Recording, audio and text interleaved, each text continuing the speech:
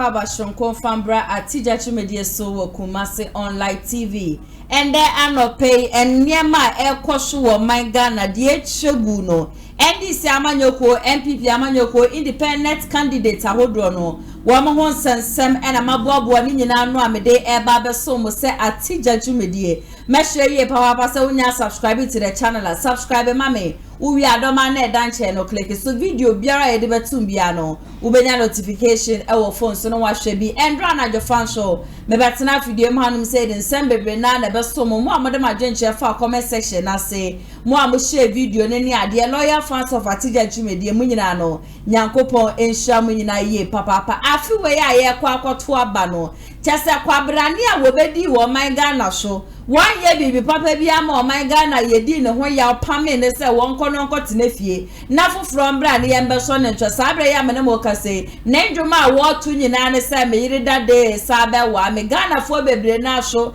e de jire mu no mo si o wa na me ka wakoma tu yem kwa fufra wo ba ye ne dwuma chese wodi diye wo man Ghana no ye bre ye papa nti en de we de obi besie ye former president that day sabe na beju wo man Ghana fo efri nkwasho mu dudu na so na e ka se da bi arefre ni ye ni arefre sa papa we oba ye dwuma wodi aba beju wo man Ghana fo pa si akasi ye san so de ye kokromoti ato aba de ama ne se wo mbra no beju wo man Ghana so de ebusua enya de a ebetumi aboa ye Alan Kojo chairman ten ane wono so se me kwa de me mada na me wo MPP party ni mu na MPP party ni dwuma wo mu didi mi ti masesa me nkukuru me kaka nyina no running away nobody tawo do we jande into osre Ghana for we free party ni mu no na nyema papa no we MPP party ni mu ano ode boa wo mu no e kamia kwa eze no mu hu ne seso mfasho nti wo de tu dwama Ghana for nyina mate e to makoma so aka mi December 7 monfa mukokromoti ento aba enfama no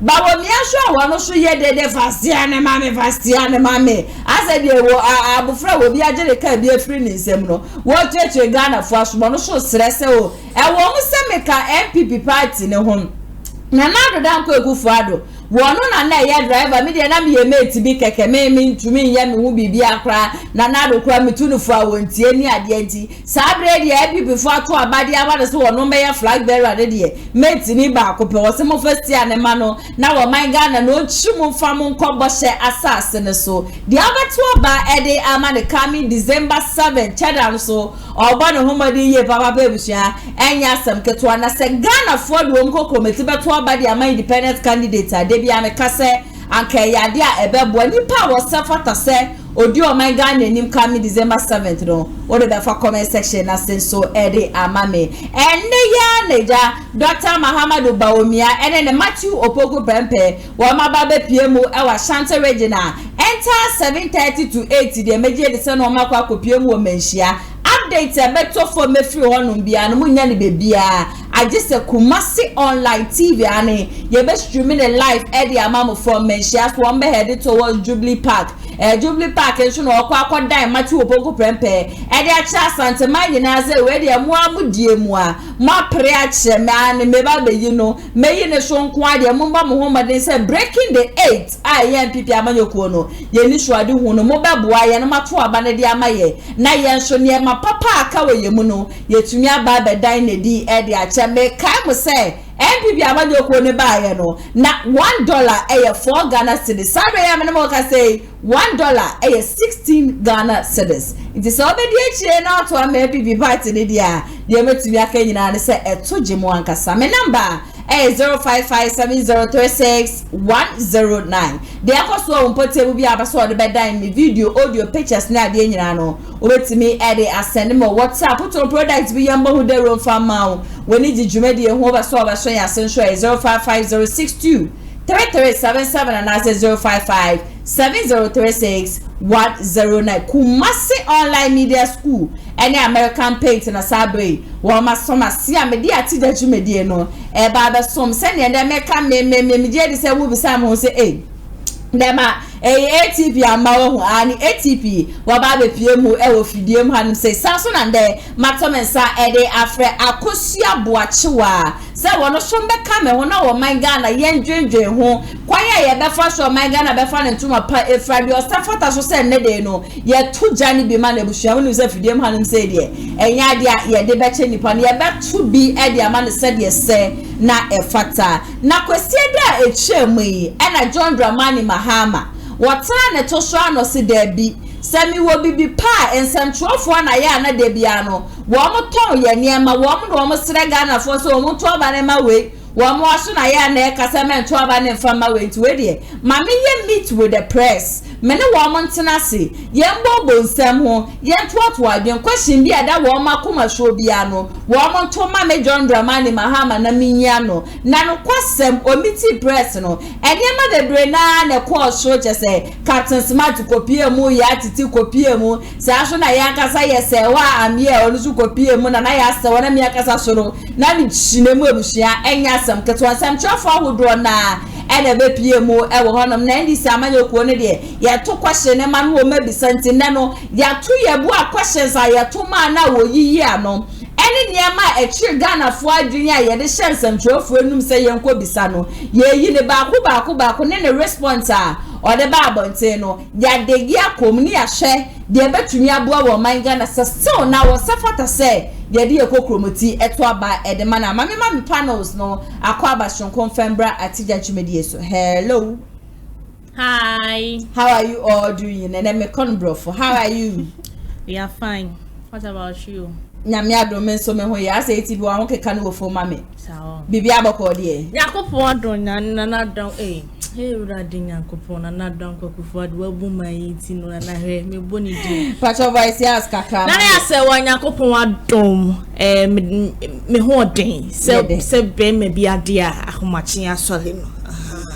Eti na ya se wa kura se dwumedie ya ahomachi program e bi afiasa na amafo wo mani ate kura wo mo hwe enya hwe wo bi aka cho se ne japade ejina so se dwa ahomachi na wo se ya na ejina so sana ne jawa wo be kanse akosia yeah bibi abako de obo ade adom ti ne ye ho ye na se de enyoma ekono Ghana ensensem na eba ne de anu odin ene ye ba be kan nyina wa ha no ATV na ya se wa mama di kan fa wo enremu na eyi John Dramani Mahama se the program ye wo koki o ye wo kimpiski onu aba na mi jinemo won say ne be say die e fa wa my Ghana ho na me na ya so wa man ko bia na just the media houses ni nyina no be bia todi me ko jinemu anka se na be pesa me to me bona me tie ne nsam no mahwefo da makoma so me to me fa fake news dia amfa mbe so mo mo na ne nsam na wo de ba ye de bo nsam de wo ka bi o my Ghana education system also shem kama kuma ntumu yem mi ameni organo sadi amafu ye dede na wo mo ba na se no nukure bi enim sabre ya me no wo ka say John Dramani Mahama say free senior high school bill no se nyame ya dom na Ghana for to abama na bill no o mo be pass bill ne be ka then abeka fa ho na ya se wa ena no pe ma ya hwefo nyina kwa ba fa mra ati jadwumedie so se dan de nyina no omoje bre na oja mutie na omode comment nso fa comment section o kama de ma na ya se wa o se de bia da me betena se ya wo fa ye mia me papa no san so ye me wo fa aye John Mahama wo se ye fa 4 years no ye fa emma no na wontimi bebo o my Ghana o my Ghana fa into my perfect de nya busa ne se sa 4 years no de and what they ba ya po my Ghana fa into my perfect na ya beka ya na John Mahama enim no 2012 ade besi 2016 so no na kasa asem media na me ka kire Ghana fo nyina so intro kese pa na John Mahama o twa yen I come here ko say yet now no ma me ade brofo na ba be dada ye biem amanya kopon bo 7 December ye sade kokromoti pa we ya sa akoto aba e de yi John Mahama na ye de kokromoti koto aba de yi John Mahama de a na ya se we ha pe na me fa me Ghana must go e na me free kromu ase 10 times so kopie Togo na me ko bo me black kama e wo honom free senior high school na ya se we nyina yanim e bra na danko akufu ado shobo ado gaga ado play my day ba no yet nsema edisi amanu ko no kan ye omo so omo kro na di kan ba de ba ye na ijoma ba be fa progressive re wo mo na ya se wa ba ni nyina mu ne se wa abofra ne ebusa ne say one na de free senior high school ba obi ebeka se na danko ekufu ene MPP aban na ya say watama na danko ekufu adre campaign na free senior high school no ensema 9 samani kronika ne say o wanya de ebetimi MPP for ni timi nya ba mu kasa no mu ka che se mo na mo de ba na mo sha se na a day student na day student no na ya say wa yete ne say eno ne boy kwa yi question mark ke siasa wodi aba no pe what ya say ye Ghanaians nyete ne say but ya shona na da kwakufu adra the real se me born homogen e wo ye from 2017 now to 2020 no and the message is 4 years ne the man at this 4 years there wo mana kwa kro the John dia my guys and I say wa the metima kan say ensema John Mahama obejina mpisi so ne nkurofo beka che se nya de free senior high school ebetimi aye adwuma wo man Ghana mu ase no se ne dey se de kokromoti koto obama John Mahama se wo sa medi esu bia na ya se wa na se free senior high school no obetwam data make so obetwam ne de emi se ye toko ye ni nyina san asem nyina ebeba enza wo fu amotewo nom no ama wo se free senior high school abo wo nua bi abo na bia na bi no ment na wonom koto aba ebeba ne eba betwa free senior high school na ma man ni mo ayede ko John Mahama na ma yati asese MPP amanu ku no ma ba be ne ma fon bi egu akira wo ba no ntimi ba ye hwe fama ye ti eba sere mada free senior high school na John Mahama wo kasa bebrebe se nya dia wo fe no ba be hye kinya no masa don't go there and so was a belly biara MPP amanyoku ne be pass bia no wono no wo chin ye mofra no ho na ya se wa mofra ne da wono John Dramani Mahama na kuma so wo ntumenda na osoli bia no wo dwe ho se mofra wo mo Ghana wo mo ba be ye dachi president dachi MC is DC is member of parliament no wo mo nya so wo mo be ko shuku pa wo mo nya cheche fa wo ma jimu do wo ma jima bia wo mo betumi aboa wo mo nti wono de wo ni problem na mom no Billy bia bebe bia se bill no improve na improve your mind Ghana education system no kra ono John Dramani Mahama ochine ofoye na kasa same way dia na 2016 2012 13-14 now to 2016 no wo ye day samre no na wono no wedi kan abo ne ho modern ti no wonim sa na ado danko ekufu ado was tie ose 2 years ago Kimpiski wan wo china wo ka kire MPP amanyoku ne say muntie me na muntie na shopem se wantumi antoto ne ma ye ya wo man Ghana ebe krashe eno na nda ATP me no ka say ye din krado kro ba ko 5 Ghana cedis kra ye mi ye wie ya ne ye na ya se wa o se de bi etina se ya na make us ase me say yen kasa John Mahama ba wa mbe ye bia ma ye why ye bi the same things na na don koku for do ye nya bibia kra fa na secret FSHS ya be da na se ba na ya se wa den time na John Mahama wo ho de ne ma tu John Mahama fra akunya so enam drum so first one ene ne marketing kiti bia keke ka ho enti wo na this the time wo ba be ka kire say wo ba be shemu kina na bibia wetin abo medication system e say na yete say ntoma gubi no ahye kina die diama na ya se wa wo be wonu sudi na ya se sudi ni kra yempe o na ya se wa yempe no nya wonu sudi black dia na se o de ye ko sumu ankasa e na ya se wa na John Mahama minim no enya dia na ya se wa even kra no si e ka se free senior high school no ya ti se wo parliament house na o ka se o mo se nya wo mo se be si asankrofo ikura no ye wo de ye engine nim ko bi entinimate na na ka se penny for no sabe ajene ko I because afenya se wo mo de akọ o so se nya fa ye fa be mi ka se me emotional mate urban bag be na wo ka ho asem si se wa ye engine em ka se we ye sanso ma John Mahama akonya na me donya me se na ye be wu o my Ghana mu was 73 komina ye ko mu da emre bi etwa mu no me ne enya wo mi ma fa mani e wo mi na mo besa afu ye mi hu bia ebetwa mu wo ba pa so se me so se wo de wa kire wa ade ma me so na ya ade pa se nke MPP amanyoku ne beto aso de aka John Dramani Mahama mbra sa ho aka Mahama MPP beto aso de na ya se wa he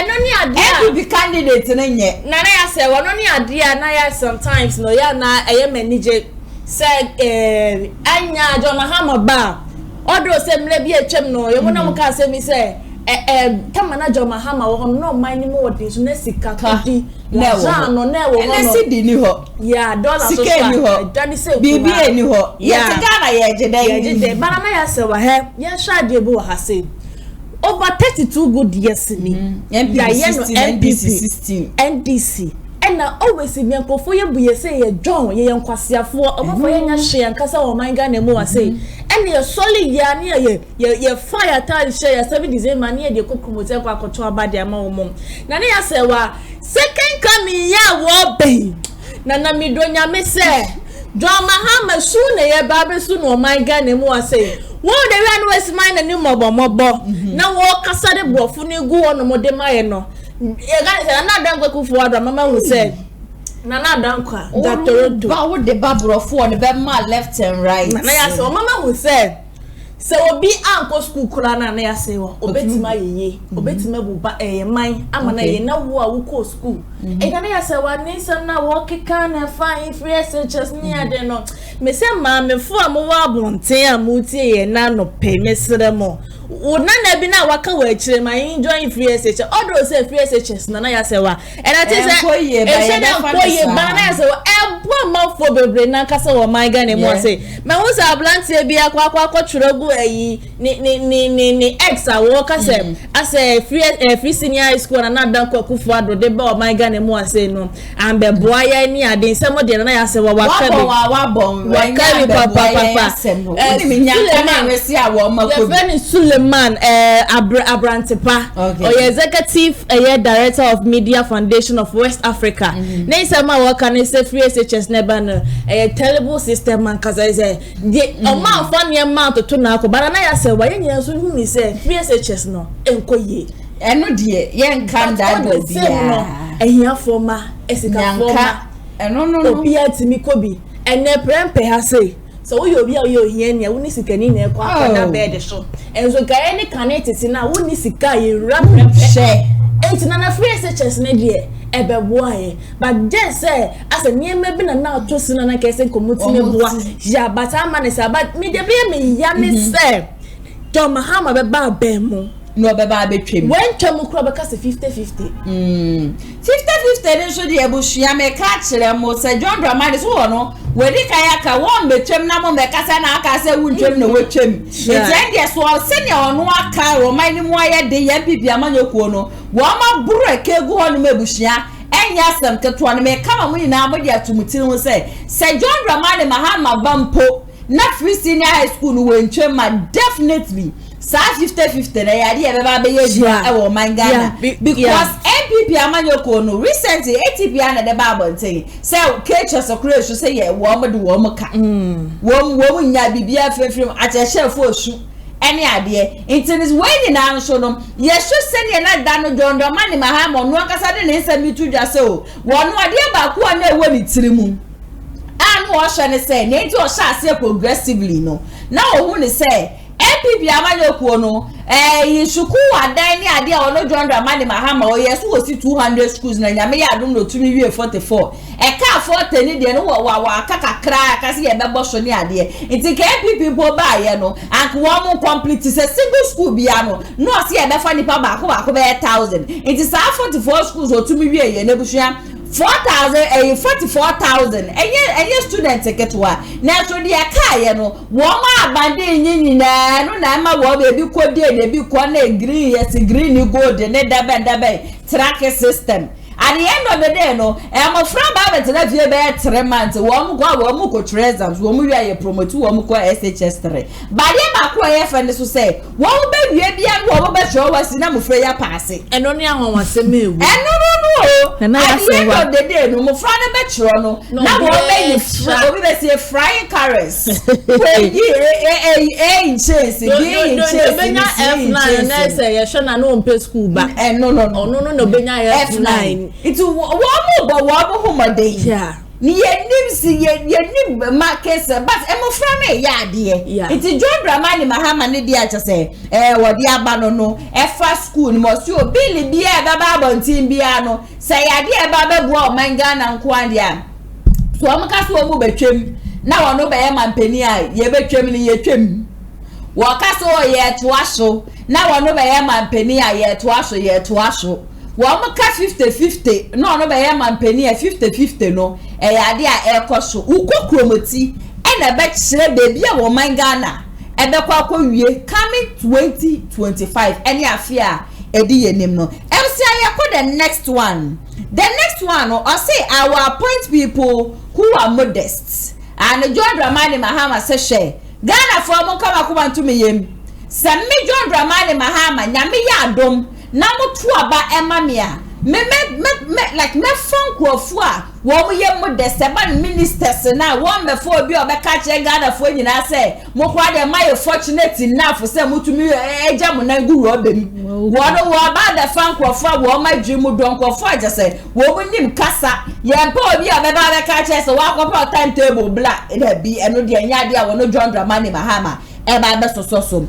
akosia John Dramani Mahama kasa fa de ka ho ne kasa bebebe na wakasa ni nyina no me se Ghana man ni nyina etimi di omkokromoti kotoma John Mahama na chese yebedi omo ho ya pa all because we din kan ba yinim waba be di president oba ye ne mo papa be no de maye wanye ye hwe it is a name of benjina kasa oba free high school no oba dia tumbe no oba mama pass bill na ma ye ya na chese me hu ni so e ntro bi no wo twa okay ono na wu ni jidie woni mo e ba na school ne kra say wo ba de le bia wo ma pass da ho bia no wo ba dia to ho ne de wu ni jidie wo ho dab na oba no de no ba be ye because in time and nanado de ba is a free senior high school no oba be ye no ono ne de by say ye ntimi nye nanado ntimi nye okay it is say no watima ya ma na di mu na say aye yi na e kwa kakra so de wo de e ba adenti na that 2016 and I said 2012 na ba ye no one father see free senior high school number nti be me hu ne say ne hyehyɛ ya na wo ye no say campaign de ano de o ka bibia be magana fo nyina be ka say o de yes anto ma ye president dada na say ye ko to ma ye president dada so de anan de ye hu de ye mfanya ye that is stand for so we ni nyina no ehu hia ma yen okay na sisi anso de wo sese nyame adom no oba e ba the ministers ne ade a wo be fo wo na wo mo ho ti a wo mo betumi aboa wo man Ghana ho so den na be ka fa ni nyina na wo ka ne de ye tobe because me me hu ne say ono ne pe plan bi o de be tin crofo okay say or back opposition now ono ne de enkrofo mu nim de o mo adwen mu do de ba be si wonom no na then from 2012 no nim say ye won crofo mu wa adwen kese a o de on ba be di ana nti say wetimi abe we say one thing say ye Ghana no e ya na yen dwen kwache yen kai echi esipen so ati ase so no na be ka say Ghana for dem wa refi ye was short memory it say ye person e kai ni say that short memory ne de ni hobium okay ye nim de obetima ye na ye nim de otimi nye we na wo kan ni nyina no ye na da bi na ode ba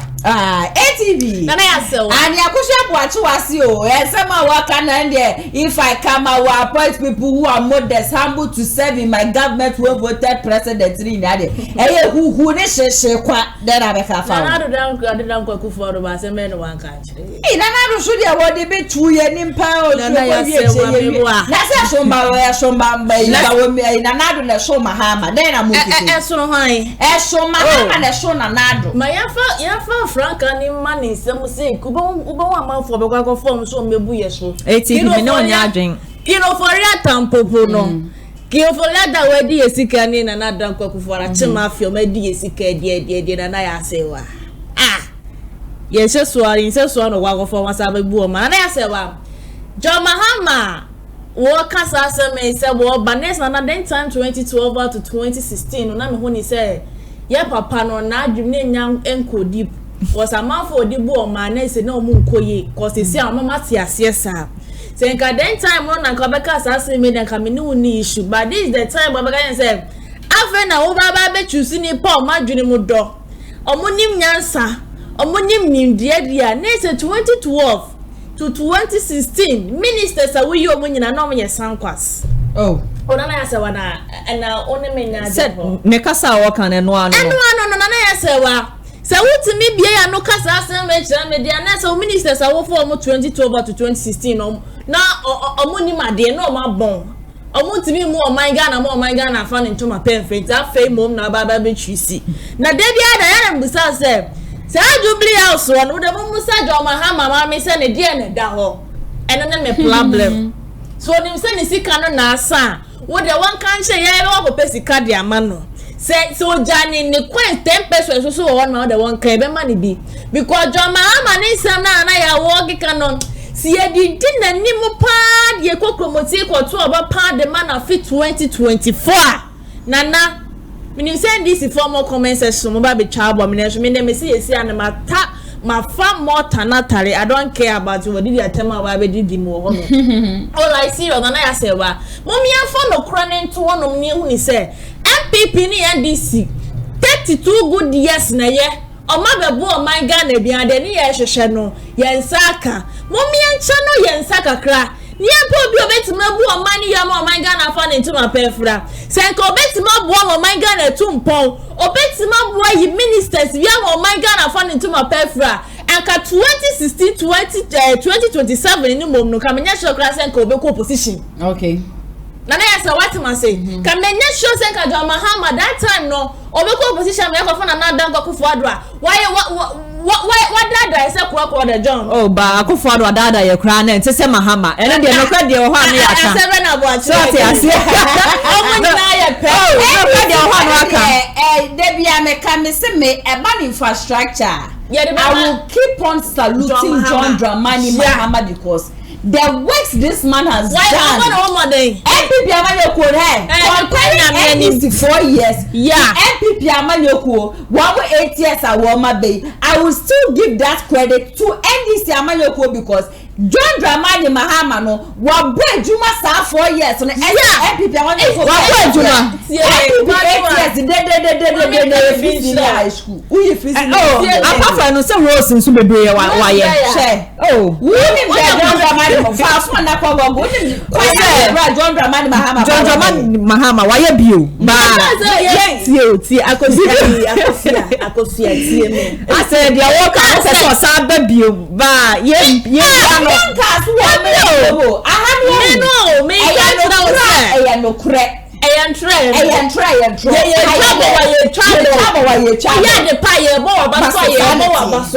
Ma menchira wa de me ka say John Mahama nya bi e na me so me ka say MPP abai omo ye bi wo me nyina ye ye bia na da Opoku for pro wo kura na da chi bia de be ka ni say o de bae no ye free SHS bi o man Ghana mu ase ma ni gina ye wagi ade no e na sizi aka nya de be ko ba bia bi ba asema me ka ni say MPP ni NDC 32 good years o de ka no ko de oh na de Ghana and I said Ghana and African country are independent first.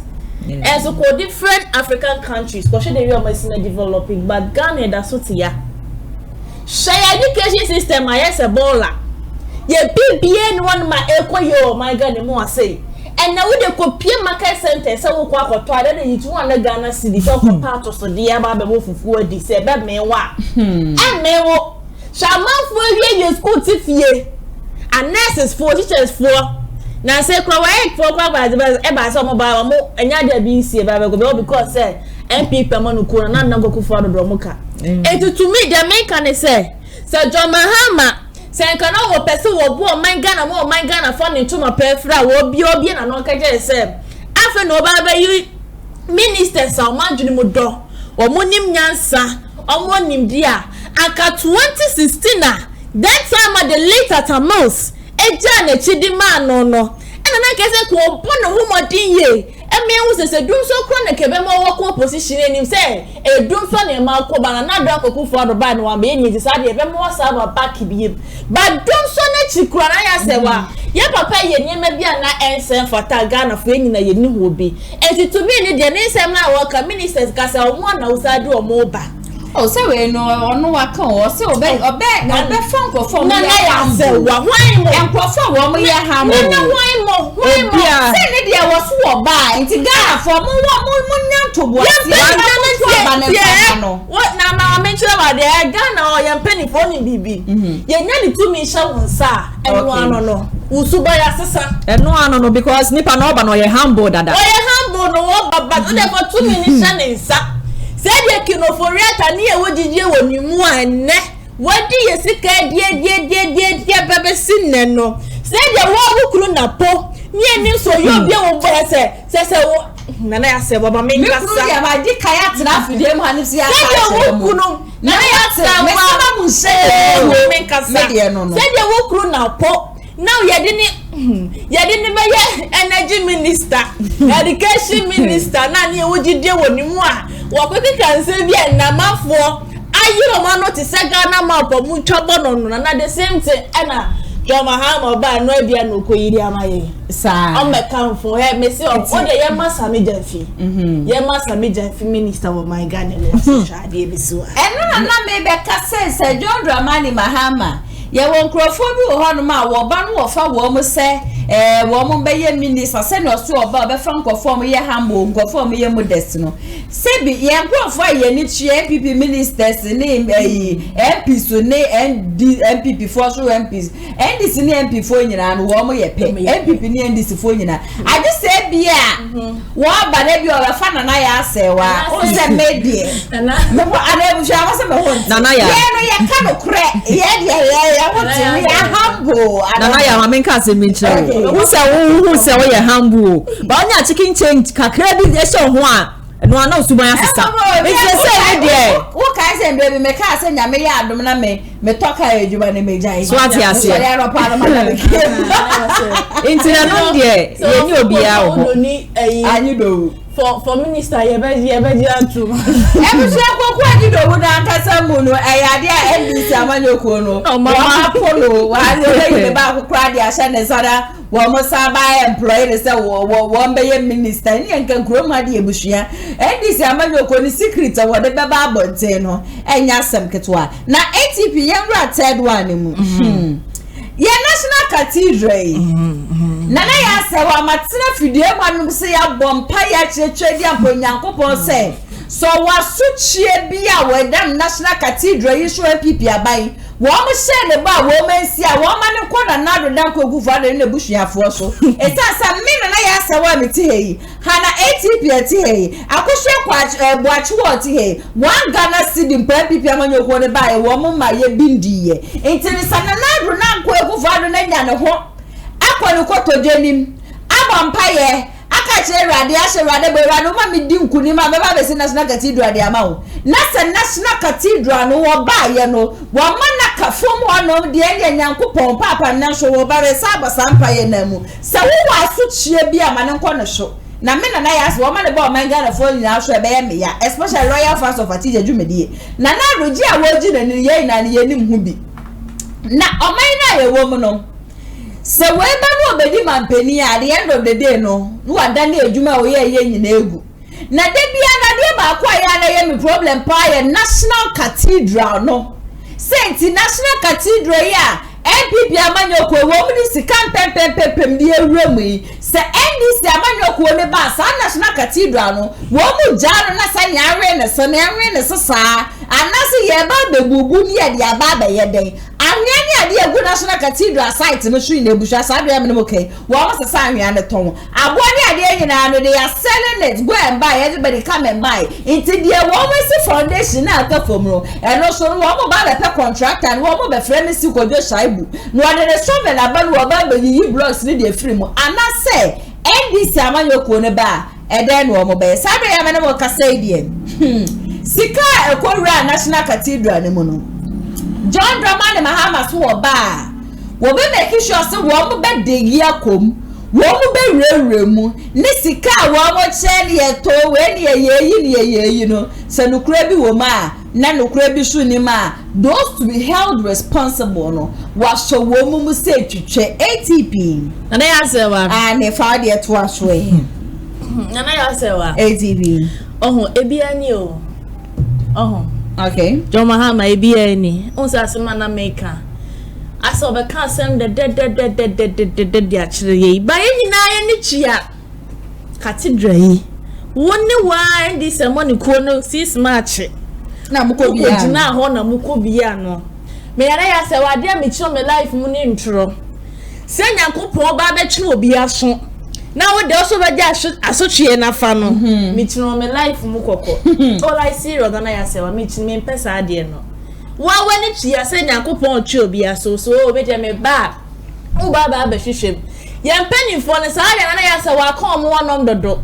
And now dear John Mahama by Cathedral Clover or then a nuclear quackle say be and I say be a drew and I say Debbie mean yes sure said John Mahama ever yes I goes one my say MPP for na nema bebrene go na wo ba na nema no baba be ye ezi John Mahama ba na wo ba no so wo baba be hwehwe baby asika bi awere bi o NDC for ne ba na 7 o ma MPP for ba 7 o ma Wayomi and ye ba ya bet na so sika bia Wayomi adi bia be hwehwe the same thing to na John Mahama nya dia kati o come na to etim say sika na akoshem de wadi sika bia no na ya se wa o enko bia wana na ya we are sure $65 million in national cathedral was sure no about just what they are coming to audit it audit the amount invested in the national cathedral na ya se wa no o kan asema ya na say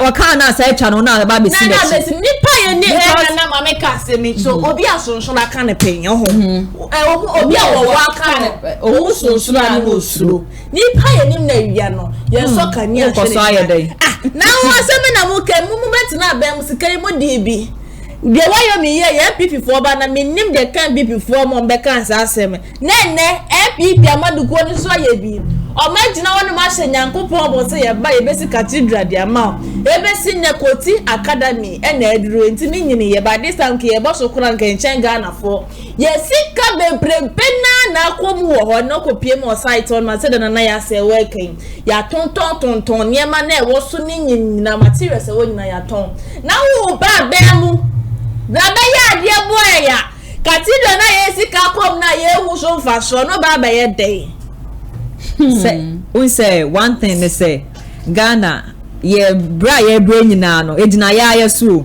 ono ni nua baba ya dia na anko yie no ono no ba no ba be church na bisa ne say oba be si cathedral na o meye because ade ono ni nim say NDC na sha ase de ono so ma meye ade o we nim say bia NPP na sha ase ono so ba o metoa so nti ade nti na oba ka ho asem say oba eno na oba be check ho sika na yi akom ya ka che pe ho calculation bi wa ha so on wo mu ne say NDC MPP amanyoko no they are corrupt wo me du o my Ghana sika wo me wie wo my Ghana ntire wo mo so wo mo ba fa so ate say ebo a wo mo betumi di aboa Ghana for na no na wo mo ba be na eno kwa na di mepie ma makwango pie mu modern Ghana wo pie mu modern Ghana yes after telling Ghanaians that the economy is terribly broke the transition team of the ruling National Democratic Congress NDC spent over 1.35 billion Ghana cedis on tea, water, snacks and lunch during its sitting. As part of the expenditure of the transition process, the Atamils-led Social Democrats and I Care For You party chose the bill of 3,619 billion to Ghanaians, further emptying national coffers at a time that government was claiming to be cutting down costs. Wo my Ghana na ye wo mu no ebushia NDC ba ye wo be dibi MPP ba ye wo me be dibi kroma ya na ye te ena Richard Japa eni Attorney General wo mo hu sensem atofo asen ye se ye ambulance ya ye won ko kra the time e ba abonte se eye ntonturo wa NDC amanye ko ni nya wo mo ho ebe ye press conference chenchirenche ebushia na krom hanum say enya asem ketwa wo mo chase NDC amanye MPP amanye ko no pese wo mu gu wo menim ase na sa ambulance ni ade no enye no kura de biara da sa to force ndi ntontoro wa na baaye NDC for MPP for so baaye o so mo forget esi educate ya num na kika na se bi o chochoro NDC amanye ko na bo my Ghana ka MPP for de wo mo ya NDC for so NDC for ya wo mo se MPP for de som enu ti na make a kira mo se MPP for ko na NDC ba ebusua wo mo ba the same thing wo mo wia the next 4 years mo say cho mo aba I told you people not to vote for NDC. NDC is corrupt. NDC ba wo me be di Ghana sika say be di say no yenja wo mo NDC ka kira yes wo mo ba they are come to fight corruption. Meanwhile NDC vote during that time they were so scared because no man born my neka. Hey, a whole president to be carried on work off and confirm that to call. Obi aka ho hwe. Plant here by ya man fans na dum so kroma ya na yete ya sabate wo mo to say the amount of money they claim they used in purchasing that American plant is never true. Eno so yenja no wo mo ani oga AP before so ba ye busua wo mo so be wie o man Ghana wo mo kra de ye kase ye bro wo mo de na wo ma ye bi ni national cathedral ya ye papa so wo no de nyame ya do na so ba waba be check sa nyema ni nyina no sisi a wo man na yetimu no metuo bisa say nti wan pa ni yenchini ndi say waba obetumi aba beje o man Ghana ATP na na say why na ba obetumi aba beje o man Ghana na na say wa Nyakopon bo 7 December ni boto aba de metima kan na say Nyakopon a wo de ba asase so ono aboye wono anyi president okay but me sanso dwene ho na hu say dabi na doko akufu adrie ba tama no wo ba no nyame yi ne ma ya na because etie nsema na ekoso ene Nyakopon na yi na mai ya je nkwa ukai eyi o so bempa what you say what na sorry dan nyina be si wo ses wo wini a ye hye no na ne asewa na miss tena se nyina mse dabi o yesa mo ma ye Nyakopon ye hu se ne ye se fa enyo enya na asewa me de maka ye nyina ye okromu ha hwe wase tena mu ye ne konokoto aba okay usunya na woda so no mane ka bibi nkyerɛw ne ko efa okokromuti koto aba men koto aba fun na okoto aba fun ye nyina na yete obi enya passport ye nya visa ne de ye nyina yete krom ha ana ye nyina ye bebre na ye nyina ye bebre mo pa mo nto aba fun mebre o bebre eno ne asem no ebi kwana me de far better than you no enti na okoto aba na adwene ho yie ansa na wakwa akoto aba okay akosia why na wo sha wo betumi abedu o man Ghana so age ye free o hawde amane ye nemu say me ko point say aso masine medi so anan dia just say ba say no e wo say Ghana yetena se ne calculate NDC amenyo buo na obaye no juma obedi ma ye emo abai na yenya free ne time nim ne en check NPP so ne time no so no mo papa bai na yenya free mu o mani de ko na limit se ne NDC for de ne tie ne nyesa na NPP for de ne bai so ati ase nti na e wo say yetena se ne check yetese ye ho but me bisa wa wuti we say NPP amanyokuo ni NDC amanyokuo no why ana alankojo chairman ne cheda no why na to you ne die uhu so oba obetumi aba bebo man Ghana oh to me no say yatena se ye NPP ni NDC ache nki yenya kwan a yesesan mu anke beboa ba yesesan ye mu no nso no mintimi ntwizi ni pa wo medi so because obia ne na no opa no ba no so be ne die beba manu o se cheda mbra na cheda ba wo ATP aso se oye we ni na ngemi na ya se wona wo se abrante pasese ho ya o se cheda mbra na cheda ba obeye bibia nya be ma na nya me nwanwa cause opese po ba ha say na eja wo hu epo kakra wa ya asante regi ha say ebusi ame pa cho de to you de wo shy ATP no asem ba epo na waka ye nsa epo na waka ye de kwa ma je ho amenti ase epo no de fa wie ma na so de fa hefa o se wo everything is possible ntiti se no asase no Kumasi asase na wo honom no mo nsese hefa pote ne de po ne to a ebeboa so ame na tese mutu nkofo mo so ame nyina na so ame no na na kokufu ada so be bo honom ntimane enti mo tu nipa na wo ho ni nyina afiri ho se den time na na kokufu ada so be bo honom mo to no mo to ne menyi na mo pa mo ho ya te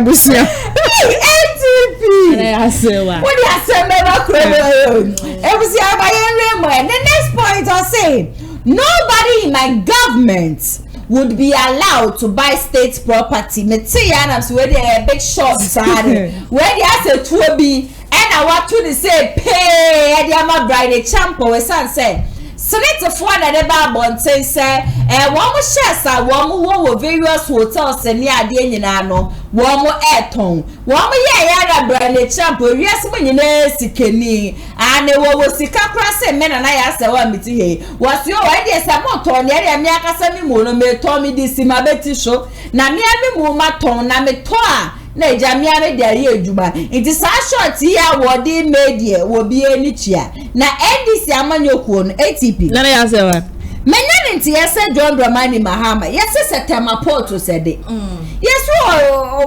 o de kasa na me make me fight well me check me fight so oba shares ni ade o ma ne government de obi e no no beto state property na ya se wa senko ya mo ba be mo kura na etoto na kese o mi akosia oh no crap mo kura na eto na kese ko le nye fediagro wanga ne mo na brand champions se me be to so be 14 fidie se wo kwa akoto dan ni ade keke ho na me no atinsa no pani e ka bibi se enya boni bi asa ba de amana koye boni ne se na ban e na wa ba mu enti obi ade na ni bebi se wo de sika ne we o economy ni masima ye den na wo tam se sika we akosua akwa dan bi se na se mo MPP amanuko mo ye timemufo na okay mo kire ekuye no enti se ne de John Mahama ebi na no aka asem ya kire ya John Mahama daddy yati ye ne so akoto yi wo Dubai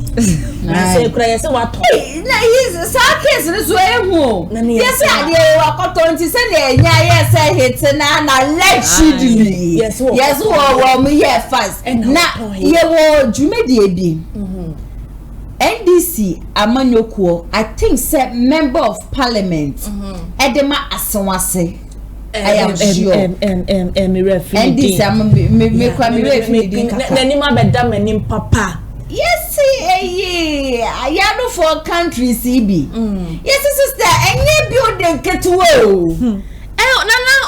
na make say na nkrofo wo hu yes wo mu yi wo manimo na wo bi obi fufuro na nimbom ya ba beda ho nti wo bechu mu time bechu na ya say wa utumi ndi enti no eya de a mo bakra mo be mu ga kese me no ese mo mpanifo nyina obi anu ma megini di eya de a wo ba he mo beto to akese na nsen yeti yesesa me jenfie ko to dan was a transaco se he and no abeti chacho no wo se onye no kra ni ade ati ase ko se ma ban na wo so ba na ya se wa de ma MPP amanuko ni mra NDC emra power ese enu nketi abekọ UK transaco obeji wo nyina okọ East Lagos obeji wo nyina sa se wo nyina wutimu kro obeji ade na make ukọ Google yes John Dramani Mahama sold Temaport to his friend for $7 billion for 35 years. Okay. John Dramani Mahama. One was should I can say wo ba che say shares ni ade me say omunyina no krenkren to krankran yenye ba ko film ni enfa bi nka ho omunyina ye pe okay nipa no ba ka say o ye nton state but the moment oba be disono no mo na tonton njapade ni nyoma e wo Ghana ha no Ratri Park say ya ton e wo bi MPP net so nti so o ma so be ka say ye we ya MPP for mom so de o ba e wo ma ju o mo o ma be so ni o ma na NDC officers mess ni ade esisi wo ho no menka matem kra de etai na so ati ase we ye tubi kra de we tubi de tumi share sem koduro bi dan na gu enye nsehu no oman ye wo mu no oman no ye nyina no obi nya bibia instead say obedua no oman nim no ofendua no de atukwa na akwa ye no amanone so dollar na so won fa so since this na say ni kwan si e mamumu bia nso be di president wa ha ye nya obia suggest say before sana ko bi be ba be di o mampani wo Ghana no ye suku a ne mako because wo mako school wa brochire a se bi wo betua fees ri wa brochire at the end of the day no your man Ghana ye yin sika na ye bre ne na wo de kwa kotua so ati ase but say ni pay wo pay a wo adwen papa wo utiri mu a ye wo school sa papa wa ha obi ama miska bi asa menya advertisement mi mo obi edi ba ye wo school sa papa wo ku ekusa girl school bi e wo ho no sister enye school ketua Kumasi Santa se patasi ho see there na be no school papa you was school sa papa wo krom hanum say mo government school no you don't want to invest in it mo pesa body be remo at the end of the day no kwachuwa ni mo achiwa for meya no mo tumi ko government school we say can you be wo krom hanum say you betumi aka chem say ne ba ko di ya na say ne ba ko area na say ne ba ko atopa senior high sikeni bia ni krom hanum abranche ya mebe obeye ne say yanto abanfama yi ono angasa be kan je say ne ma ne nsani ade yina no ko school abroche je say ye na say ye no djumadi monko fa mama no mo abroche no mba ga na beto aba na say one thing is say ye impanyefo no ma degrade Ghana system na me hu nipa wo so ye minister anase bi even kwa no hene kra no ne man eco school abochi na te say na ye ko school Ghana nde ye ne sabe no adwe ni aye ne de je say ye ana ya sewa and na mo sana meka say na me share all African countries in the education system Ghana ye na ye reto na ye manigu pa na da bi nka pese o da say Africa anka Ghana na that wo ya we Togo ne Nigeria ne Kenya mo Ghana na that wo na see e kan Ghana system ne poor system ne poor ya we kwa de meko gogo share kai Ghana ya we don't go ba ya we kra na me ne enye big news mame say ya da 5 okra ya we enye big news mame ya da number 2 okra ya we 3 okra na ya say wa ya we sa ya we top 10 she baby a gogo she de men ana ya say wa like serious we ya penny for na nkasa no omo ye say enam say Debia dan mu time cry be kwa akoto abana ma ho okay ti said de wa menkase wukum ti said de papa bi esi ya no no na ye running mate be ka kire say de hia ni t-shirt ni cheche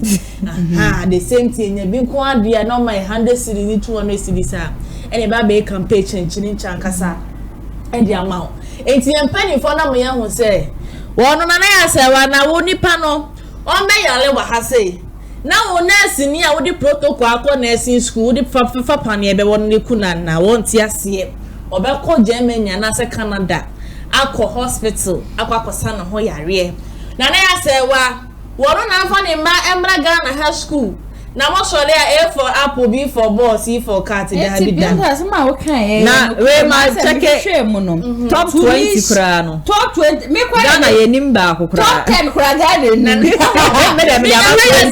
Tunisia Mauritius ne South Africa ne Algeria Botswana Kenya Cape Egypt Namibia ne de keka bunyina na just a top 10 ne de wo e de na just a top 15 group top 20 me say ya reto ya re enti Ghana ye bibia no na ya se wajo ayati se be me mama fan cheme ti say ye no fu no ajogo no na jawanya abrantie bi na kwa koda dem na wa pompe no fu udru dem na no fu na e sei ti say no na bibia say na ya say bibia koye wo my Ghana mo asay enti ye panimfo ne de abro ne de aso mo ma enti say ma jama ha me ka kire mi se wo ba wan hwe enti jama to beti maka chembe pa me se wo da de hwenyankopo anim se wo wunyi 10 pesos ka se wo de ko to bibi e ko to asase was one ye kron me me se ese du nketia ka se wo yi sika ni bia ko to dan na se wo yi ni sika e wa mo nyi e fa ko she ese du nketia ono abeye na ade e na fa ko she obi ya se wa omo nyina beye na se de mo pesa mo ka say NDC for ya for today I'm sitting on this platform to say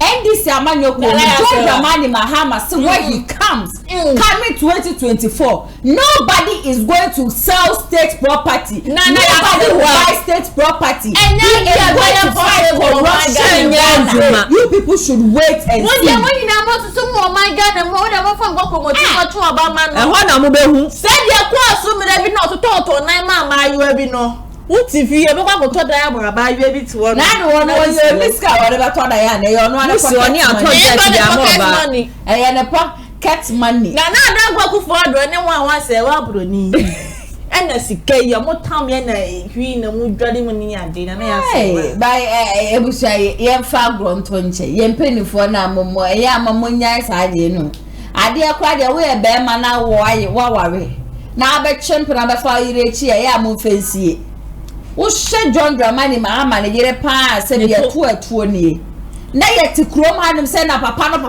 no de wo krom ha na do da ko ekufu ado me pesa meka de eto aso no watumi akofo se wa broni achipimpinisi di abo wuyem na wo hye yi a wasa chipimpinisi abushia enye asem ketwa wo gu Rebecca ni mase mu gu meni mase ministers ni ya pese wo krom ha ma fa side chick fa ebede na bia ye wonka sa pocket money mpo na wudi ye ya ebede na Ghana phone kan to say ye o my God sika sebe mu ko do so mu tumi kan fa ntwom kakra na tumi kan ntwom kakra anesika na wo ya yesie onya dey Abranti yeska obi yeska wonam konko na ya ne ba say me by the champion dey me dey bia me kam sesan ko ma wo bi di nanim koya ka we nyina emma wo ma wo bi fufo di nanim koya ka we nyina emba ATP I think say free senior high school has come to stay John Dramani Mahama em say yedi kan ya bobo so a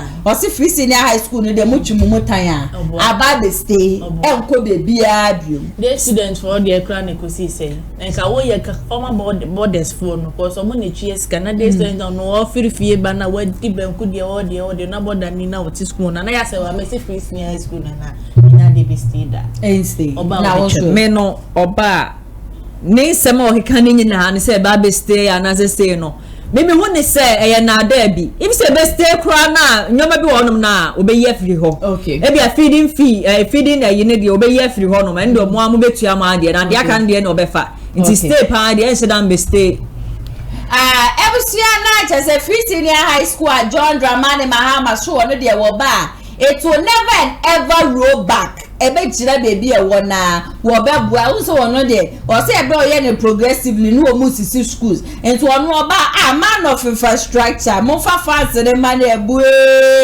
won de wonya ba ye pena what sisi schools adani bia kana free senior high school no ebe tumi aba beka e wo man Ghana 24-hour economy eye question back one Ghana for ye be say John Dramani Mahama what continue here for 8 years who buy ya policy ne say ya was 24-hour economy 24-hour economy and then I will buy the ama Ghana for for sure be pa na Ghana for e ba benya e dey free 24-hour economy no wa ba be cheche wakasa dia for security ho wakasa e dia for kwan ya wo mo be for so ye say dia amafo bi dwa wo benum na o my Ghana ye 24-hour economy dani ade o se emunja sade na mu emunja hwehwe nim ne de no e ye policy asa 24-hour economy na wo de ba no e ba be ka wo man Ghana mu a obi antumi e ma mbesesa bibia emfemfem sa so e no de bia to aso say e was transportation ni ade nyina no wono no we put it in place o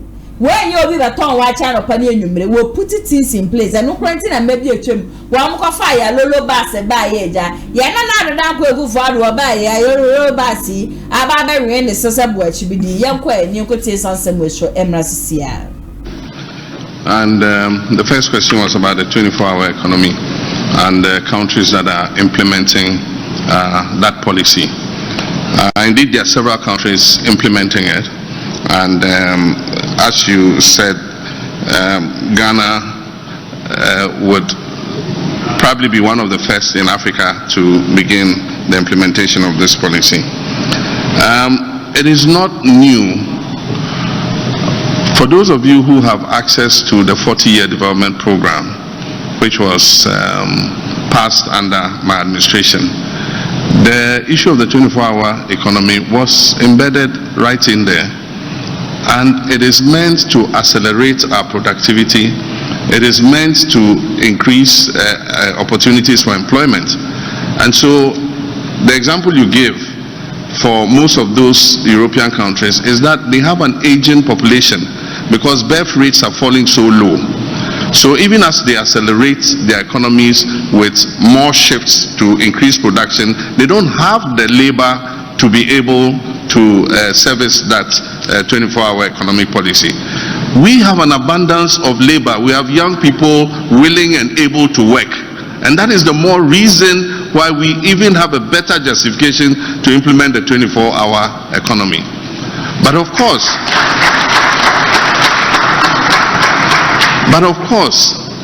there are people who come and say, oh, but there's 24-hour economy already. There are some businesses that are working 24 hours. Yes, they are doing that by choice. That just a few of them think that they have the capacity to work 24 hours. So it's just by the decision of the owner of the enterprise that he can implement it.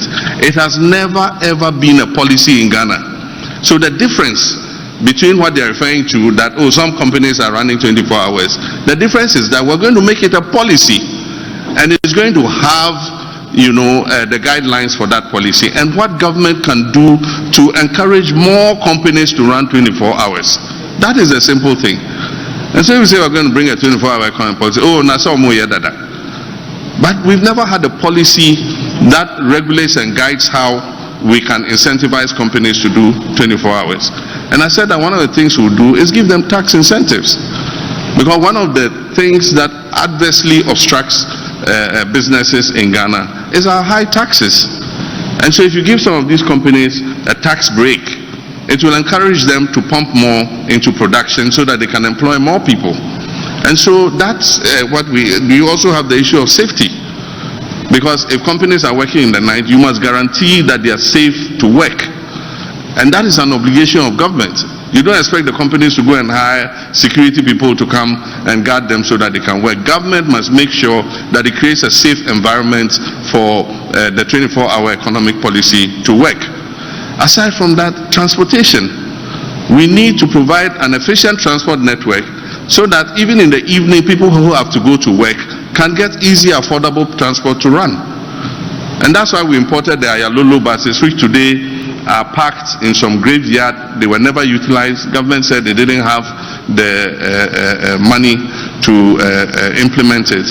But it was a combination of interest between government and the private sector. And so GPRT and all of them were involved. And it was going to run as a bus rapid transit system so that people could catch buses to and from work at whatever time that they close. And so when we come, we're going to revamp all those bus rapid transit systems and buses. Why the 24-hour economy works in some of the developed countries is at any time of the day or night when you go to a bus stop, you get a bus to transport you to work. And so government has some obligations under the 24-hour economy. There are many places that we can easily change into a 24-hour economy mode. The judiciary announced recently that, judges are going to sit later than they have done. And so it will mean that people have access to justice better than if they sit the normal time that they sit. If you go to the ports, when the ships come, even at night, the cranes are working and offloading the containers. But why can't I go and clear my container at night? Do we need more customs officers? Yes. Must we get more bankers so that we can make our payments and clear our goods even at night? Yes. And so there are things that government can do to make the 24-hour economy possible. Government has its obligations, and we are going to make it a policy so that the private sector can come on board and be able to do so. People talk about demand. The demand is there. We import 3 billion worth of food products every year, and some of these things we can produce ourselves. And so you can't tell me there's no demand. If there was no demand, why are we importing? If there's no demand for vegetable cooking oil, why are we importing vegetable cooking oil? It means that the demand is there. And so if we can increase productivity, we can meet the demand, our domestic demand. But apart from that, we've been giving the advantage of the African Continental Free Trade Area. It says register your brand. As far as I know, Ghana has registered 70 products that it intends to export tariff-free into other countries. We can increase the number of products that we're exporting by increasing demand. We have pharmaceuticals. We have a developed pharmaceutical industry. When I was in government, I gave them money to expand their production to Binko, NS Chemist, Dan Adams, all of them. They have the capacity to increase production and work 24 hours, both to feed domestic demand and also for export. And And like I've said somewhere else, we're going to use government's financial muscle to help Ghanaian owned companies, Ghanaian registered companies. Because the market, and I'll give an example, the market for pharmaceutical products, if we give a bias towards Ghanaian made products, and even if they are marginally more expensive than foreign products, we buy them, we're keeping employment in this country. But if we go and bring those analgesics, we bring those antibiotics, we bring those cough syrups from India and other places, we are exporting jobs to those countries. And so we use government's financial muscle to give an advantage to Ghanaian registered companies so that they can produce more and employ more of our young people. And so that's to do with the 24-hour economy. 24-hour economy at a Ghana for baby na to choma shona or background my Ghana said a security system tieno a quite no about fashion by ye nani nano a tumia buano and a watch it mu ediamam tizisiano 24-hour economy no. Mahama is still standing on his ground, said 24-hour economy is coming. 24-hour economy is going to be a policy in Ghana. Oh my Ghana, you about to run a 24-hour economy. Or see about tax in the idea, we do whom commerce about tax or mobile to show near the Ghana for Monkama Kuma Elfan to me. Then on 9 days, just meet with the press and a press, and this is a meet with tax in India. And that's how your questions, yeah, about to Eddie about back and forth, yeah, tomorrow, yano, and what we be saying the same. Yeah, were lots of for my Ghana, just say, and near Manka, a buy way banu of a chassia, ye be one sa buy not the neja. I buy Danny Jana, so I buy for Roba, Woba, one but to us, no, so I buy the end of the year, no, John the money, Mahama. Sanyama winning and a quite bad or by fashion, and a war bansono, will be 4 years, he pet. 4 years on for sure depend papa na Ghana for ye benya edie finu hodi mo aye so abayen kwa eni kotie no somra sisia. I was speaking in Elubo when I made the statement that I made, and that statement was in 2016, and it was made to justify why I deserved a second term in office. And I believe that at that time we had made significant steps in terms of stabilizing the economy, in terms of infrastructure development. We had brought the Echabo gas processing plant on stream. We had been faced with a crippling energy crisis. We had turned it around. By 2016, we had stabilized the power situation. We had worked hard to bring 2 new oil blocks on stream, which increased the volumes of our oil production and the value of our production. We had introduced a new Energy Sector Levy Act, which today is bringing in almost 9 billion cedis a year. And so there were several things that we had done. We had established a new port at Tema. We had built a new Terminal 3 at our airport. We had expanded the Takrady port. We had expanded educational infrastructure. We had expanded health infrastructure with district hospitals and regional hospitals. We had expanded access to electricity and water. We had built new markets in many places so that we could improve trade and commerce. And so on that basis, I wanted another term to be able to continue and consolidate what I had done. And that's why I made the statement that I did. But this time, I come back to the job with experience. And I'm going to hit the ground running. And so even though 4 years is short, I believe that in 4 years, we can reset our country. And there are objectives that one wants to achieve. And I say that in 4 years, we can establish a strong fight against corruption. It is possible for a president to do that. I believe that in 4 years, we can begin carrying out constitutional reforms and reviewing our constitution. And that is an objective that I believe I will put myself to and we can achieve in 4 years. In 4 years, we can begin to turn around our economic fortunes and stabilize the economy. I don't say that it will become a land of prosperity, but at least we'll turn around the decline, stabilize the economy, and put it back onto a path of growth. In 4 years, I believe that we can ameliorate and alleviate a lot of the hardship our people are facing currently, because in stabilizing the economy and stabilizing the currency, we can reduce inflation and reduce some of the hardship that our people are facing. I believe that in 4 years we can improve our infrastructure. If we implement the big push, we want to put $10 billion over 5 years in infrastructure development. It will include roads, it will include bridges, it will include the essential infrastructure that will make our country run. And I believe that in 4 years, with the implementation of a 24-hour economic policy, we can begin to create more jobs for our people. And so, yes, I think 4 years for the reset objectives that I have mentioned, one can create a turnaround and create a platform for resetting our country and giving it the opportunity to take off.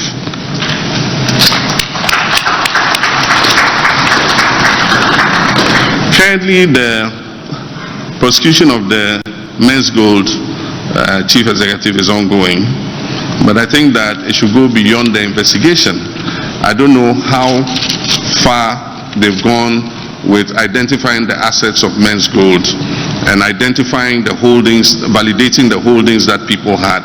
It is only when you've done that and you know what the quantum involved in that you can make, promises and assurances of how to alleviate the suffering of Ghanaians. A lot of people really suffered under this Men's Gold, and many of our public servants and others who were enticed to put their monies in have suffered because of what has happened. And so when we come, we'll accelerate the prosecution of the person involved, but we'll also go one step further to look at what assets are recoverable and see what the quantum of investments that were made. Some people talk about some amounts of money, but I don't have that validation. It's until we have that validation that we can make an assurance that some restitution can be made. I'm aware of the case in court, and I don't want to comment on it in order that I'm not in contempt of court. But I would say that the security services are different from the public services. And that is why the head of the security services is called the Commander-in-Chief. Security rules and ethics are different from what we have in the public services. And so if you are a Commander-in-Chief and you cannot even change your guard, then change the Commander-in-Chief title. And so, without prejudicing what is going on in courts, let's see what the courts say. But I do believe that we should be able, if you ask me, I do believe that we should be able to put the right people in the right places at any time in order to ensure the safety of our republic. If you do happen to have a security chief who is not effective, and because we pass a judgment that the president cannot touch him, it affects the safety of the citizens. And when it comes to safety of the citizens, it is something that we must take seriously. If a public servant makes a mistake, the consequences are not immediate. But if a security chief makes a mistake and we lose a life or people suffer harm, the consequences are irreversible. And so we must look at everything that goes with it. But let's leave it to the wisdom of the courts to make a decision, and then we'll decide how we all go forward. Thank you very much. Thank you very much. I can see the 2019 Journalist of the Year, Samson Ladi Ayinene here. Go to, no. That side is in a red and black smoke. My Fulani brother, Umaru Sanda, you are next. I'm Regional Balance. Regional Balance. Paka Wilson, Ashanti Regional, I'll come there. Then the sports journalists are here. Sadiq Adams, you're still here. Michael Utieje, Pakwesi Asare, I'm coming to you. And His Excellency has told me that you'll be extending the time, so don't worry. Senior, the floor is yours. It's refreshing to hear about what could be done about corruption. And Mr. President, when you were voted out, I encountered many civil society leaders who said the corruption was endemic, and extending the time of the NDC would mean the corruption will get worse. I hear the same civil society leaders repeat the same thing, that at least one benefit we can get as a country is not to keep a government in for 8 years because the corruption will get bad. I don't believe that we must get to elections before we can get what we deserve. I believe citizens' power ought to be exercised without the kind of repression we see with the police today, so that a young man, a PhD, Oliver Barker-Vormawor, is facing prosecution, staging a coup on Facebook. That ridiculous thing, I don't know if you will instruct your Attorney General to file a nolle prosequi to stop that nonsense. Now, you kept repeating reset, reset, reset. I believe it must be a very important word to you. In Kenya today, there is a reset, and the citizens are forcing it. 47 corporations, SOEs, are being dissolved. 50% of the president's advisors are losing their jobs. My question to you is, 8 people were killed in elections in 2020. We are 4 years down the line. Those lives must matter. Sure. Over 200 people in Ashaiman were brutalized by the army, and I wrote about it as state-sponsored terrorism against them. 180 of them were arrested by the military, manhandled and released without anything. As we speak, nothing has happened. What have you done as the opposition leader about these things? Thank you. What will you do about these situations? Thank you very much. You see, I've given you a lot of time, so when I come on Newsfile, kindly return the favor. Umar Zanda. Thank you, Sami. Good evening, Mr. President. My question is, we are at the Kempinski Hotel. A few meters from here, there's a hole that has been described variously as the world's most expensive hole. My question is, when or if you become president, will you cover that hole, complete the hole, or convert the hole? That's my question to you. And just across the street from that hole is the Office of Special Prosecutor. What's your plan with the OSP? Thank you so much. For this round, I'm going to stay here for a while. I see Yati T at the back. So let's go for a woman. Good evening, Mekachi. And Your Excellency, my question no Yanubuchi Mame Pacho with all permission. Thank you. Abandoned projects. Mentia said the entire buying be able person starting a day. Near the taxpayers' money, Akobobosia. Na project needs to one up pro. Look at Saglime. EU blocks, Basa. At the end of the day, a car ya dear IMF no. Yes, Bosiana, ya bona, ya project SCC wa. Yentin completing a dear druha. Eti me pacho Your Excellency, abandoned projects. Wo big push, you know. Also wo by starting for and now the war wo by ye. And our friend so port. Yet your taxi beer sebe nyansenim. And a Toyota Viz unkita 70 to 80,000 woodmento. I don't know why we are here. It's me patcho dear now obey because ye bre. Thank you very much. Thank you. Alaska, Ahoto FM. Alaska. I'm coming to you. I'm staying here for a while. From here I'll be coming. I see Samuel Wontokwa, Kwame Menka, Erica here, and your Bernard Havile. I know he has a question. He has a laptop in front of him. Right. Thank you very much. My name is Alaska the Don with Ahuto FM. Mr. President, my question has to do with our universities. Most of the times we normally talk about free SHS without talking about the tertiary institutions, especially the universities. But there are a lot of challenges and problems there. Yeah. My question is, what are you doing when you are voted for as a president of this country with regards to problems going on at the tertiary institutions? Thank you very much. Thank you very much. We've taken a lot. Okay, Benjamin Akakpo. I see you at the back. Benjamin Akakpo of Joy News. Thank you very much. I have one question in two parts. Your Excellency, you spoke about the Tema Oil Refinery in May. You made mention of the fact that you would revamp the Tema Oil Refinery and that some of its problems are actually because it's a state-owned enterprise.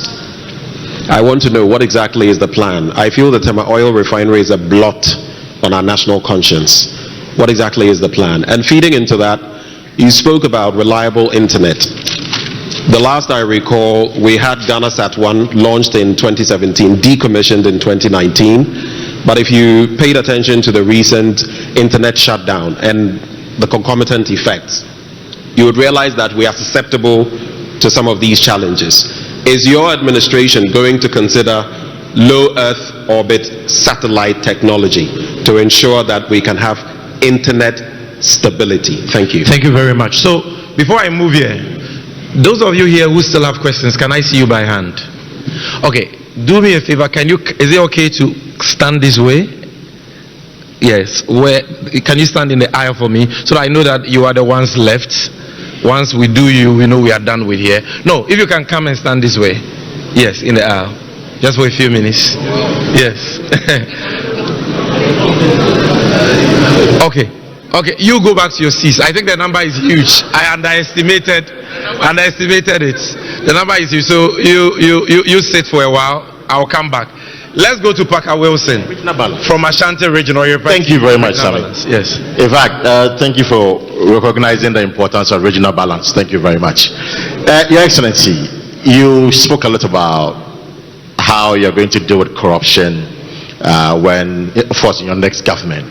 But then your critics say you are only flexing muscles with the wind, because as an individual, you've been accused of your flirtation with the Airbus scandal. Okay. I want to know how you would respond to your critics when they say that your corruption activities led to the Airbus scandal. Thank you. Thank you very much. I'll take one last one, and that will bring the total to 7. Okay, another person from Ashanti Region, Ufori from Mercury FM, Ashanti Region. Thank you very much, Sammy. Your Excellency, my name is Oforiata. I work with... Please, I'm the innocent one. I'm not the notorious one. Don't be scared at all. I'm not the notorious one.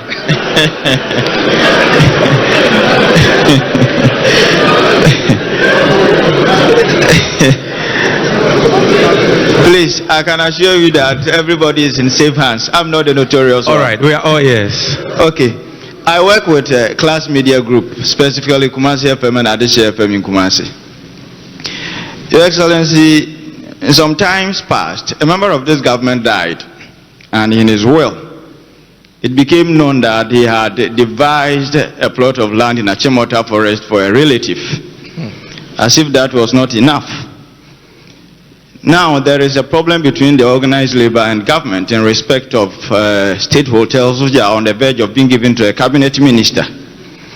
This week, a minister of state did tell Parliament that an amount of 399 Ghanaian cedis had been spent on the pit called the National Cathedral, at a time that what is seen and felt on the faces of the Ghanaian youth are homelessness, hopelessness, and joblessness. My question is that, when you were elected into office, what will you do to, 1, stop the reckless and irrelevant state capture by government officials, and also 2, to restore confidence in the faces of the Ghanaian youth. Thank you very much. Thank you very much. It's been too much politics, so I'll take Sadiq Adams. I know his question will be on sports. And His Excellency says he will be crisp with the answers for this round, so that's why I'm taking more. Yes. Thank you very much for the opportunity, and good evening, Mr. His Excellency, the former president. My question is, Sami said on sports. As a nation that prides itself as a sports nation, we currently do not have any world-class or international category A stadium in the whole of Ghana, despite millions of dollars sunk as creating infrastructure for the sports. What is Mr. President's vision in getting the best of infrastructure to unearth talent, and to tie that in with the 24-hour economy? We travel around and see that sports is a very massive part of nightlife in countries even in Africa, but Ghanaian sports is designed that after 6 p.m. we all go back to sleep because of the lack of facilities and other amenities to enhance the creation of jobs in the night for sports. What is, or how is the 24-hour economy designed? I've heard from our great trade business. How will that capture and affect sports so that we have around the clock sports development and enhancements in the country? Thank you very much. Thank you very much. Your Excellency, the floor is yours, sir.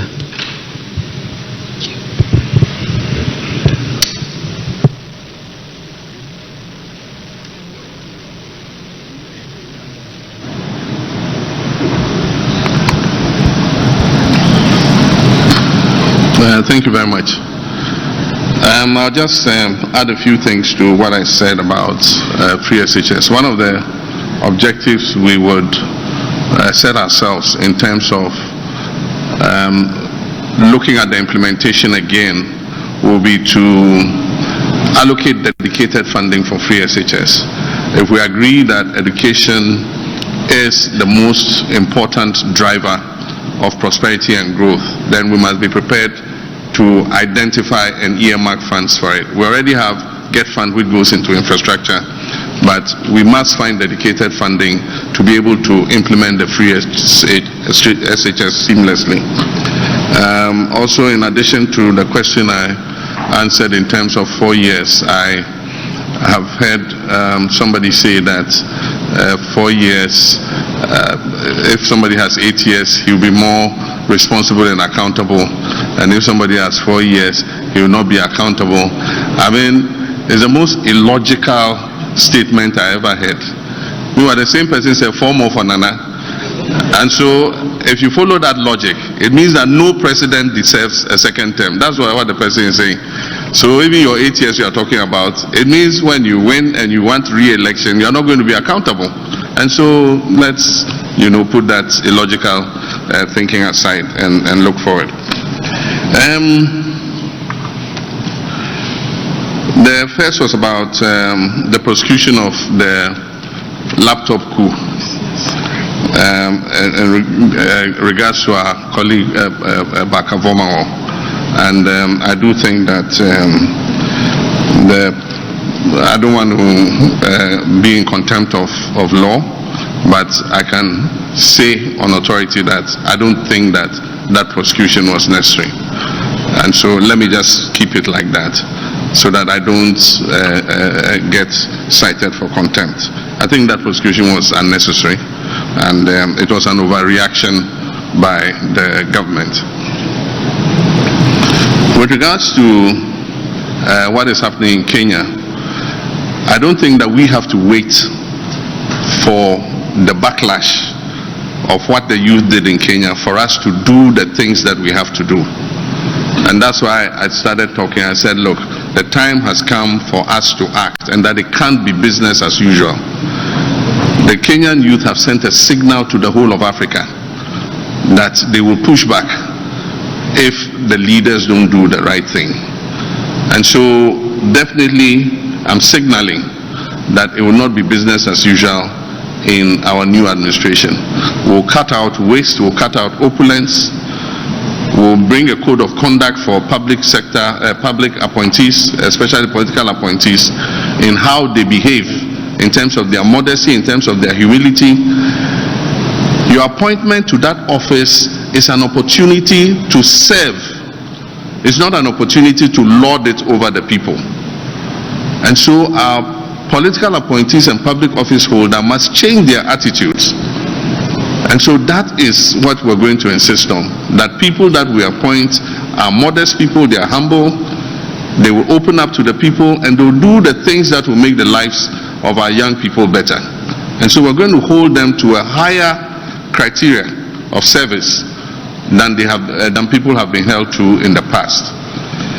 And that's why I say, if you agree to serve, you must serve and not have other side businesses and do other things. You must not go and buy state property. Anybody serving in my government will not be allowed to buy a state asset. Nobody serving in my government will buy a state asset. Vehicles or cars or buildings or land or anything, nobody serving in our government will be allowed to buy a state asset. With regards to the deaths, I have the same opinion as you. 8 of our citizens. Mani Mahama, the response to media no any yeti abanan samne die mesina nyasam ketwa na chese baby wuna di amafo to bana amafo to bana omunim say ba meet with the press wo bia kasakra na nya Captain Smart na question ba ko a Ghana for ye mududu na adaya koma so ache fighting of Galamsey. Na Galamsey fight no na Captain Smart ekofa ba ye no obisa ne so sisi anwo ba e ba na we na den na be na John Dramani Mahama so me fighting corruption ade ba ko age se simeni su ye papa na ade ba ko be kama Ghana for nyina ya te se won na ya chi won wa won dem in the name of say won ye sorry womu tu Galamsey no sawano John Dramani ba obe free womu nyina esan say ye won penifo bi wo hono ma sa Galamsey to womu na womu hyase na so young boys here womu sisu obi besie me kwa kope bibi kakra ba bedi womu de no womu kope bibi e bedi o ene sa ban kawa ebe hye womu se kogu mu into ministers member of parliament penifo DCs MCs womu ankase tu Galamsey no eno ena ono John Dramani Mahama wo be gina so ne ya chi wo nyina egu mo nde oba fighting Galamsey ne de eya de betimi aye adwuma yenko ene ko tie no shomra sisia. Yes, so Captain Sami Medase, Your Excellency, my person, my country. The Edikan is a Fourth Republic. Yehun Rawlings, Yehun Kufuor, Yehun Professor Mills, Wa Yehun Da, Abedi Mampeni, Yehun Nanda Nebuchadnezzar, and they are Wunina. It sounds like Yenti Bibi Fufrubia. I say, Yehuna Yasanko Diachri, the Yatida Nana, what can I say? Then Pana ya at the Fufra, second coming, no. Thank you very much. Last one. Pacho waka say wabe mufo no umma obia ento Ghana japade. Na wonwa wo ho sesi ya wonwa to no. Ubaye won den. Na fe banks na egu no. Uba wo de won license na be ma wonwa na se won fa ma ho. Bedase. Thank you. Kojo Yankson. I see somebody here. Kojo Yankson. Come here. Thank you. Do that. Your Excellency, if I may say, this is a very good idea, and I hope you do stick to your promise to keep having such events. My question: if you win in December, do you still intend to grant an amnesty to the repentant Galamseyers? All right, thank you. Pakwesi Asare, you've had your hand up for a long time. Pakwesi Asare.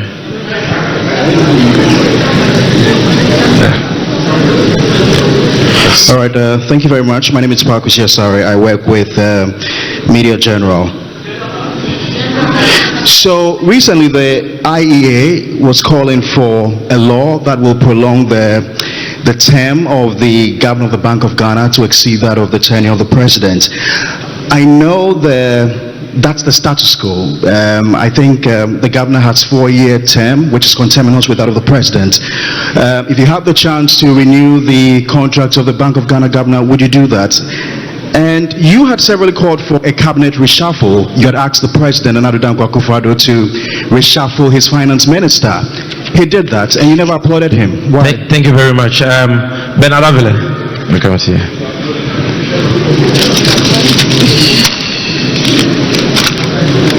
Thank you very much, Sami. Thank you, Mr. President. I think there are two pending questions that were forgotten: the sports question and then the Umaru Sanda question on OSP.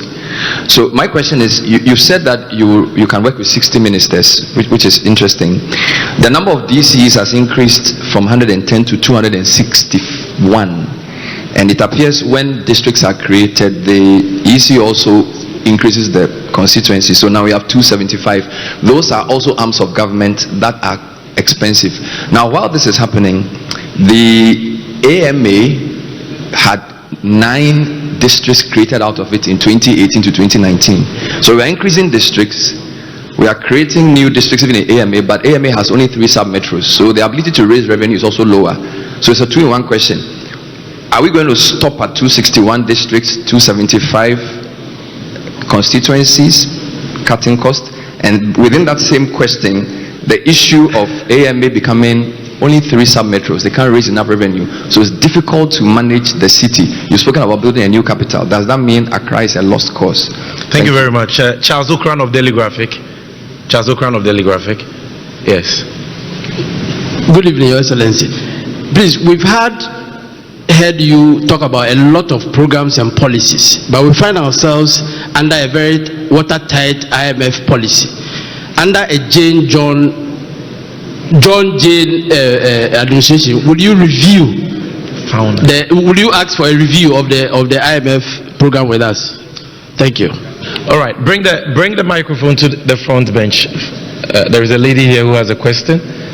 It's important. Yeah. Thank you so much. Finally, on behalf of the women, I was about to start a gender protest, but thank you, Sami. Your Excellency, good evening, and thank you for your time. My name is Nwong Falong. I've heard you outline certain intentions towards gender equality. What I have not heard is the affirmative action bill, which we believe is a critical accelerator towards gender equality. Do you have specific, targeted, special commitments towards the affirmative action bill? I can see Shamima Muslim smiling. Thank you. Kemini, I was told that you had a question. Kemini of TV3, gender balance. I think is she at the back? Let's give more female. Yes. Okay. Your friend now Major Kumekachi. Mpacho is about the general election. 2016, Your Excellency, Satan Wunana Owa Baimu. Midnight after 7 December, na Madam Charlotte Sebe announced say almost system no. Ya hacking into their system. And then 2020 general election, so till today. MCB6 results in Electoral Commission, Madam James announced the specific one, and now the Dankwa Akufo-Addo winning 2020 general election. So sometimes it will be difficult for NDC to protect our vote. Thank you very much. Randia Haji, you've had your hand up for a long time. Randia Haji. And then we take one last one. I'm very sorry that. All right, thank you. My name is Randia Haji, Wezo TV. Mr. President, it's been 6 years now the whole airport was completed. It's in a sorry state, I must say. The last time we had a commercial flight there was in 2022. And per my checks, we have spent close to a little over 2 million Ghana cedis in terms of maintenance in the last 2 years. Yet the place can be best described as a white elephant. Mr. President, what will you do in your next administration to ensure that the whole airport gets some revitalization? Thank you very much. Kwame Usudanso, the gentleman in black, will have the last one for this round. I'll defer to my colleague. I think my question has been asked already. Thank you. All right. So then let's go to the far end. Let's go. The lady, Rebecca. Yes, you've had your hand up for a long time. Thank you very much, Sami. My name is Rebecca Iwa. Your Excellency, please, should you win the 2024 election, what will be the measure that you put in place to ensure that the people of Ada get their livelihoods back? I'm talking in relation to the issue where a single investor has been giving the whole Songo Lagoon and the people are deprived of their livelihoods, and there are brutalities, and freedom of the press is under attack. What exactly would you do to protect our natural resource should you come into power? Thank you very much. This brings us to the end of the questions segment. His Excellency will give us the last round of answers and then we shall wrap up. But sir, first, you have a question on sports from Sadiq Adams which skipped you. So if you could start with that.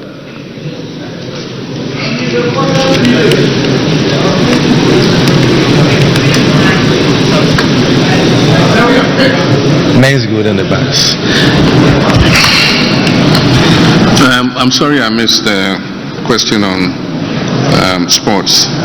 And one was whether we intend to provide a world-class sports stadium. It says that we don't have a world-class standard sports stadium. We've been to several countries. We've gone to watch matches. I've been to Wembley before, and it's a stadium of a different class from what we have here.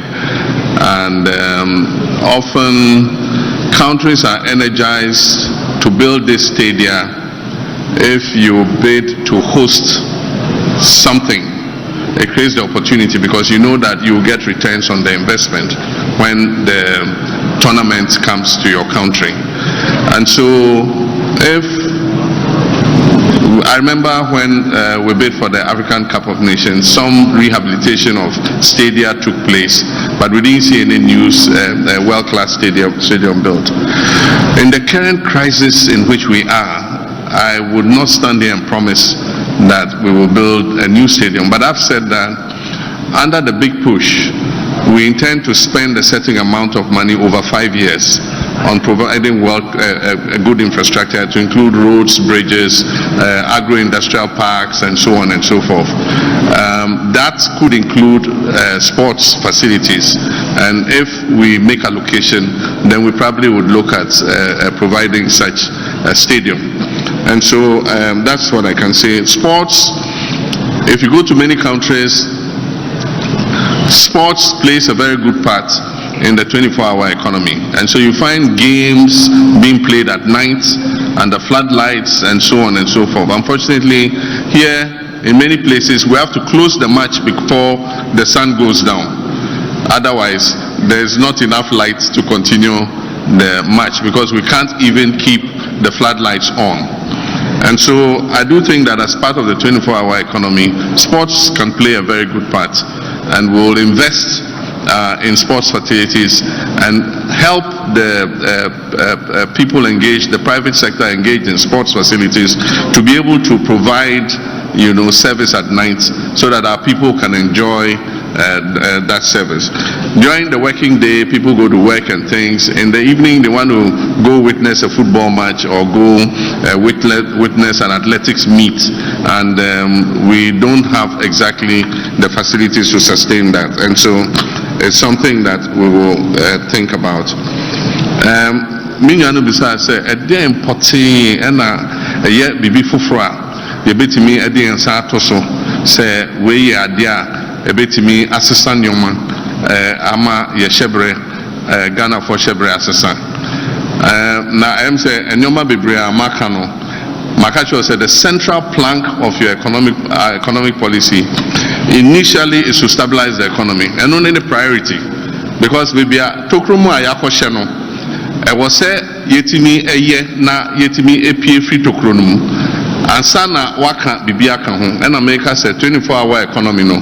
And no a baby economy no send a beya nkwadaa no benye adwuma ye ye mabunu no benye adwuma ye because national security aka say the major threat to your stability in Ghana is youth unemployment. Abraham Niwabemu, now unemployment rate is little over 8%, and net unemployment could do 14.7%. And we share Ghana Statistical Standards, Ghana Statistical Service, or more reports now. HSS say things will deteriorate further because World Bank say 800,000 people have fallen below the poverty line just because of economic crisis a year from we.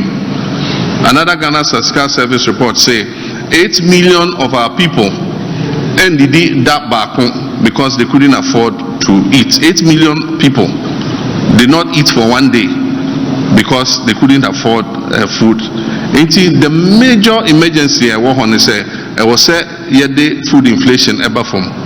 And the only way we can do is to say, "Yan kasa eduane a yedi no." E was say, "Yan kasa yedua wo ha na yetwa na yenkrofo timi nya food at affordable cost."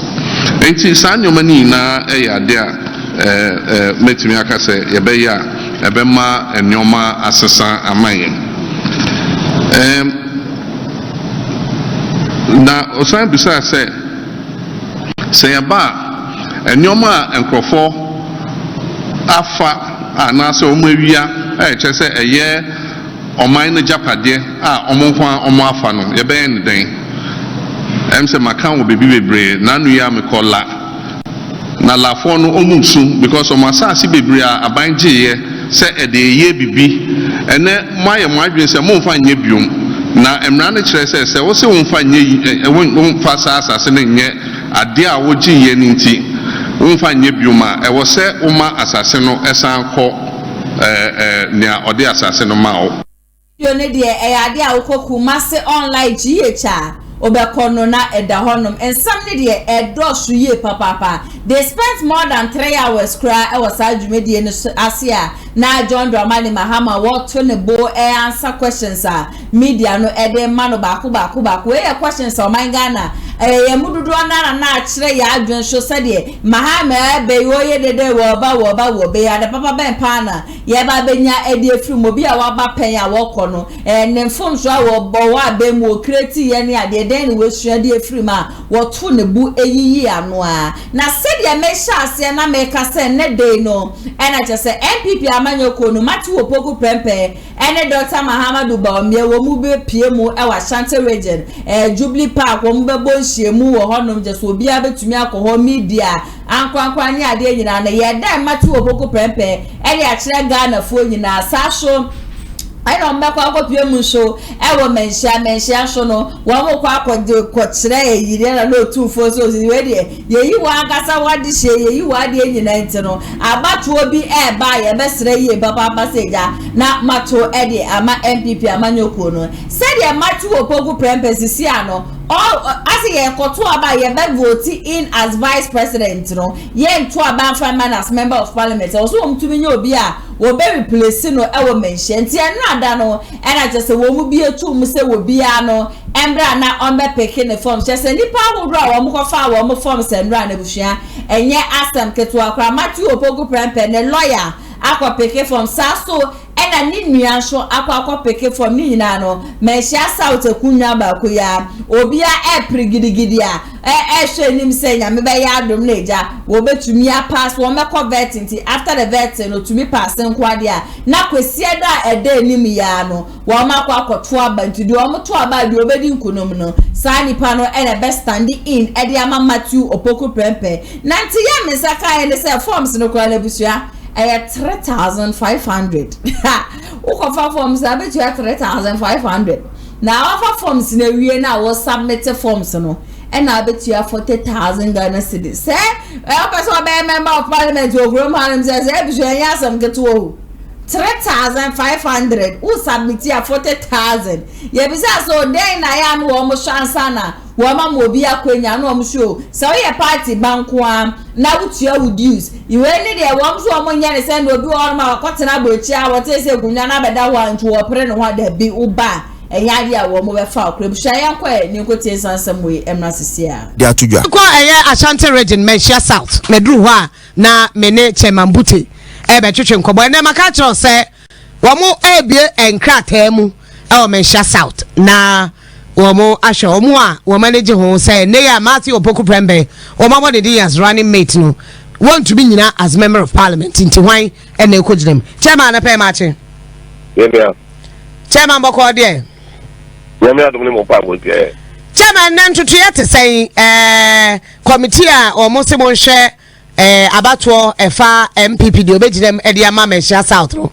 na adwumade ne be kwasɛn oh me share with people na and an afraid the for 1910 ebe bu nomination no omo party officer now omo we interested that I'm a pick post in the training pray shall by 3 o'clock now omo I will be so about the baba go over picking cake go papa be so over pick the baba the one with the over pick every 3,500 until they found out the 40,000 then I can pay I can walk. You know, Emra da ho ne saying what are the guidelines to about omo kwoto no mo yi ni baba Emra da ho ne say o find out the baby are so be vetting gather up. The you gather up vetting no woman be qualified na kwesi da ya kwoto o so ba because any time the person in 73 or the just 1 week na any enti nipa na oba be for forms no DNS o once our be for form ni bi according to momo say party member with good standing is what you do for the past we are there 3 years what you do it is all back that's what you do sir and then just all way out over that's all what citizens are way out. I don't know in your part. Na minim se na se na abato ko so nti party album nkomo ne ade nyina no available oba ya ne tere se ega ye party for the between choose bi album but aya na agoye kasakasa e na bi amako say no mako use Ghana no e bi abu ya nomination no wa we interested you no sabra but we have to take your form ogono we ni awa dia so that the buyer ai meti asem na se pa nti enei omo abeto aba mo expect say Sunday won beba abeto santre abeto aba ebe yi one candidate no ne album available bibi available bibi because you know I order that delegates no order that I want to yenche in this album na na abeto in the area ya corporate the album fufuro enwa oba want to no man be sa to we nta ebia between the time wa moto aba Dr. Matthew Opoku Prempeh any day obi ani zedi ni betwam obi to kwan ya oba to ya me makwa me fa proxy emma na just about to we proxy nka ho dabi 110 for mo call with you know the ba me mpene ena about to we wawuom na enya ewudi wa abom no so a without you abom no ya mani pa emu bi anto na committee no mo ankasa mo betena se na mo ahia e de mo ho nkomo ansa about to na ba so mebo a yes sir I know the open nomination na keke you open we I be jawama the person constituency executive regional executive na come on eti ochira omekrusu eso wo ma na be sa juma no ede de be ya say ye ba na me mo amuba ne abeje na ye de kwaka yakoye omo president pilot ne ade ni na waka e de aba yate ya na wase anapɛ na ye hwese nei omu bie nomination mu no nkro nkosi no nu a na mokwa ho no grounds what say bibia bokɔ de afi kwa na me ko bi ni aba afi na onam kwa so awoko na ne won bi oni se obi a wonya 40 years no obi pia half of the amount Or your boss will be half of that one because the person encouraging a man forms in a picking and I say, we no filly no de bar now. Or the bar, who fill you not the bar with your half. With your 40 years with your half. Or your boss will be your half. 40,000 I came. And people living with disability. Almost half. Right. You know I say. You better about say that you baby. Wow, I could do her. One of our forms through your close nomination Tuesday. You better near baby din kobo. Yeah, that's Papa Chairman Muti and I'll tell you Kano. Okay. Abusia, maybe a phone line no more. Watch our dream. Now, yeah, show more posters. One monte so say one can say we mun contest it because until they submit their forms you can't call them candidates.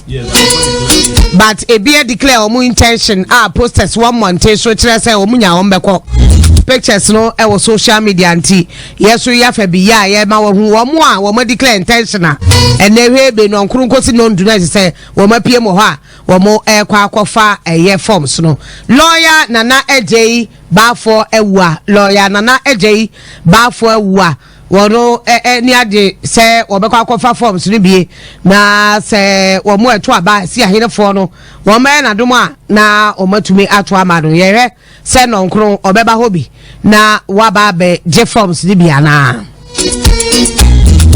the autosu be ni usu every year Prempeh way Matthew Opoku every year na tiriba Matthew Opoku every year na Dr. Matthew Prempeh na tiriba e dey abrantia no usu every year Prempeh ninua eno no so enyo pepa say obegina e dey ama MPP yes obesi nua na name Ewura fefe was a deputy majority leader pa mama part oba tampa na natima Onen Napo contest she was the only person yes Onen Napo contest here Napo ABC 2020 yes more per candidate now wakwa ko for 2024 yes sure 2024 yes sure wonu ko jira mu oba tampa na natima wonu so hwe kwan say obekwa akofa forms ni bi enti on the sure bet will say obefemi odebeko Enuachi we hu ni enti but lawyer Kingsley Bonsu Chichire yeah Kingsley Bonsu Chichire the lawyer in here Opoku Prempeh the lawyer in here Chichire yes on the lawyer in here also contesting lawyer and brother yes lawyer and brother fan what dey support be kwakojina and lawyer and brother and otu phone ya di akonya ni bi yeye otu phone ya odi akonya yeye your edition ono so contest akwasi koka jembibi yes ono so mu koka ojemu de but ono dey no afino ko seeking for clearance from otu for say when your papa so ojina as member of parliament because that bia one enough yes that bia akoja de twa ebia na ababedru yes nti onu na afi no kwa seeking for clearance nti se koba se ye man clearance se kwa na tese wotumi akoba de no so krachi no minim ahini de we besi akode because ye say nananom enfo no hini oh na say na de sankomo na twam no say sankomo na twam ayufuna ma yen say sansem o enkan constitution mu na emwa semfo eno atwam because wa mu bebere na do mu wagim obayedim say ebi kura ye party members Petros ebi ye Petros yes na kasa ebi ye chese ebi ekasa ema sam no ere yakwa akoti abantisisi amene mo kasa ide nipa wo be standing in Wawumia'S South Ediama Matthew Opoku Prempeh na kami December 7th ayakotwa bay yedi ekokromoti atwa ba ede amanmede empire mebo nyina na ye hwese de Matthew Opoku Prempeh wezi fa bɔ ne ho modern pa Wawumia'S South so moment we nya ni papa obeba be replace no na wo mo kofa ya no fo bia na ya so mini tua wo mu na wo mu begu wo mu hwani mas Wawumia'S South de nya de ayede be chene sanse mikunu na po wa go ejuma Wawumia'S South wo siesie menhia wa bone ho madede nipa be ye bia wa ye wa hwenyankan wesia woni bi ne imobro wa fa wo Wawumia'S South de nipa be ye bia no wotunya enti nipa kura o ba be replace no mesrew do not ever come and then disgrace my husband. ATP. Nana ya sewa. And some I could see about how they to us. Okay, Nana ya sewa. Me sha sen free 24-hour economy. John Mahama. Martina fidie mi ase akase sa 24-hour economy ni die enya dia. Ebetimi aye adwuma e wo man Ghana ma batutie ni sem na wo kanese. Wo de niema guna kwema wo baba be ye hwe no. Enyankopon bo na oba abem na obetima ye dia fan. Enana asema ye Captain Smart ebusa ye man peni dada John Mahama manage hom efa sa eniema na ekosna na ya se wagaram se won sensem so no ye bebo ada se na nsema wo kan me nyina no nsi bone na me nka se me betwa bone se won ntimi nye won na ese so obetima ye se ye nya de tumi ni ma na me kura ya na me ka se kura ya ye bebre wa we dada nya eja wutimi akwa yin na ya se wo nyina ye kopi so wini no obetima ye sa de ni da 4 years no obetimi da ye dia and they because I do na na ko pio so wo menhia south so a ye beboa say delegates ni ko yi obi a request by election mo hwe no mo ni pa obetimi aye mputu nyuma te say the na ma meti Opoku Prempeh ye no say the be ya dan nyina na ye menhia north south ebetimi akoso na ya sewa okay akoso ya boachwa onso dia de beto aso ensem ni de bebre na aba betodwa na sese no mekasa fa 24-hour economy no eno no megidi say Mahama na wo kan sansensem ni nyina ebe ba still na corruption ni nyamanyama bebre no ebe koso enya de say no ne betime CP say da ho finchen eno kwa bakra said den na corruption ni enyoma boni de ebe koso ntine no de menji ntum ena afen so no da galamse sensem na ekoba ye na wo ye say oba be clear obetwa ni nyina mu ne ho ye no empanyefo no mo hyehyehye ase ne ebi ye NPP ebi ye NDC nti wono oba on de obeka ne fala ase on de oba be clear ni nyina empanyefo mo hyehyehye ase nyina obehwese ye bechiom en de enya adwuma okay ni nyina no de pe ni vote nti na wo ye yes anyamanyama ni nyina na yes sister ba ku bisa na question bi say impuntu nyuma no project a ye van say NPP aye ene project a ono ne ba oba be ye no oba obetu aso ana say obetu ono ne dia ono ne ye no ba me hu ne say ba na wo ba no oba be ye ne dia because sa de we no akoso afri tete okay NPP ni ba na NDC ni na AC dan we ya on to aso obema dan na asi won ma adure gua ma ka ni nyina so yeska kro ya nti say same way na ekokọ koso no man ni be ya gise ye nyina ya ka ye hu abom ma ye nti ya won ka say bia NDC ni we ya NPP ni nti say NDC ye we ya mentu aso we NPP ye we so mentu aso nti wo say ye nyina no ye hwe ne ye sa anyama we nyina no na vote no so ye ma ye ni na ho ye vote ye aba we ni an vote ye de be ba na he gise ye dwane free o man mu aba we no chese ye dru so ye kotfo aba na moteni esi yanto aba ye enye sad ye beba krom hanim say no enya dia ebeye asempa ede amaye kwa akosi aboachewa ene hana ATP madam asiye papa seja boza hade o banko ade atwubuta ya de be ma emsi hana be ma kwa na nsema ye be so mo de ni na no ebeba na wie ye me number is 0557036109 video audio pictures biara wo bia no obetimi ede asende me e wo WhatsApp oton product ye mbo de ro mfama we bia company bi obasi e bo de ro so ede ma we ni jijuma de ho ba so oba so yase a 0550623377 and as 0557036109109 Kumasi online media school sebra na wa mo fanfantite ye pemu yes we wie JHS we wie SHS wako university bi ewie udu ti apempema enye ye bra ahane de ye 3 months per esanso ye 100% practicals ye do fantite ye pem graphic design TV and radio presentation video and audio editing newscasting say ye chi say bro for camera handling DJ and social media drone shots MCR ede de keka ho nyina no wo ba ye do be fa entity ye pem forms 100 Ghana cedis obenya be for days of Kumasi online TV ye chi akwan Kumasi askwa for any inquiries for 0550623377 and as 0557036109 who ye wedding, who ye engagement, school farm, who ye program, say ye graduation, say ye speech and prize giving day, ensuring sorry, more ye church service, conferences near the Yenano. Kumasi online TV, ye be ya pumato, was a monton some fraying. Ye be bani about the travel program, no area, my be streaming live on Facebook and also on YouTube. other social media platform like keka ho nyina no ye bedi juma no ere amount pepepe 16 regions baby biara abeto safra ye bia no e ya dia ye beba na ya ba be share program no ere amount be so booking and na say enquiries friend was 055062 3377 now ne ye entwetwe enkomo ube paint ere afa na ho de asabre make for American paint ere amount paint where your original paint ensure to tell the far down well and your paint out the far down one na e wa ni bisa paint we bibia frame color be no hanum so aye ni bi e ya share where they sit in the comfort of your homes and order ye di bi ebeba be pie mu e baby biara wo station abase ye boa e shepe cars fi obi memu be pie mu o manga na ye ni nyina bi oba se bia oba na ubetu paint no show ekoton nso amepacho ye bi e wo hono wo be ye chia kwan ye wo Kumasi Meduma market ye ni ko waf mo no ena edi inshenim wo Ghana no wa Ghana number no United States nso a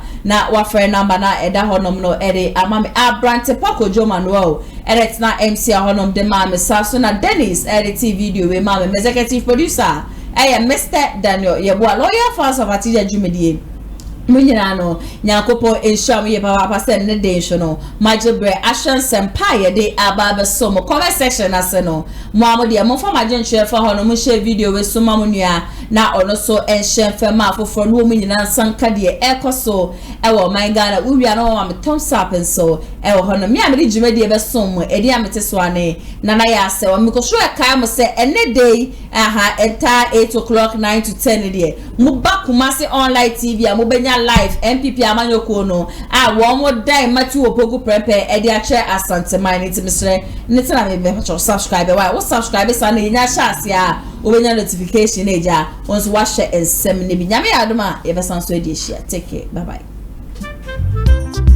Amafwe Kumasi Online TV Production yaba ne de ne yaba yede equipment ekukudam ana yede aba se eye camera de enam wiem de nam fom de enam ensuom ni nyina ye wo bi e wo honom a TV production yabo a hu ye pa se wo ye dwumadie bi etese wedding eye engagement and sorry ana schools se wo ye sem na bi na pese betwa ko all the social media networks and so and the amount ye into tonsa na free eye Kumasi Online TV Production for na yamra na ye dwumadie ne Kama fe a ebo no eda from pa the production so the sound quality video quality ni nyina e wo soro wo pese wo hu ba bia wa ye wo Kumasi eyetia media opposite one ma ana se to nsa ne frɛ wa homa true so 0550623377 Kumasi Online TV Production ye demufua e wo Kumasi kodua mu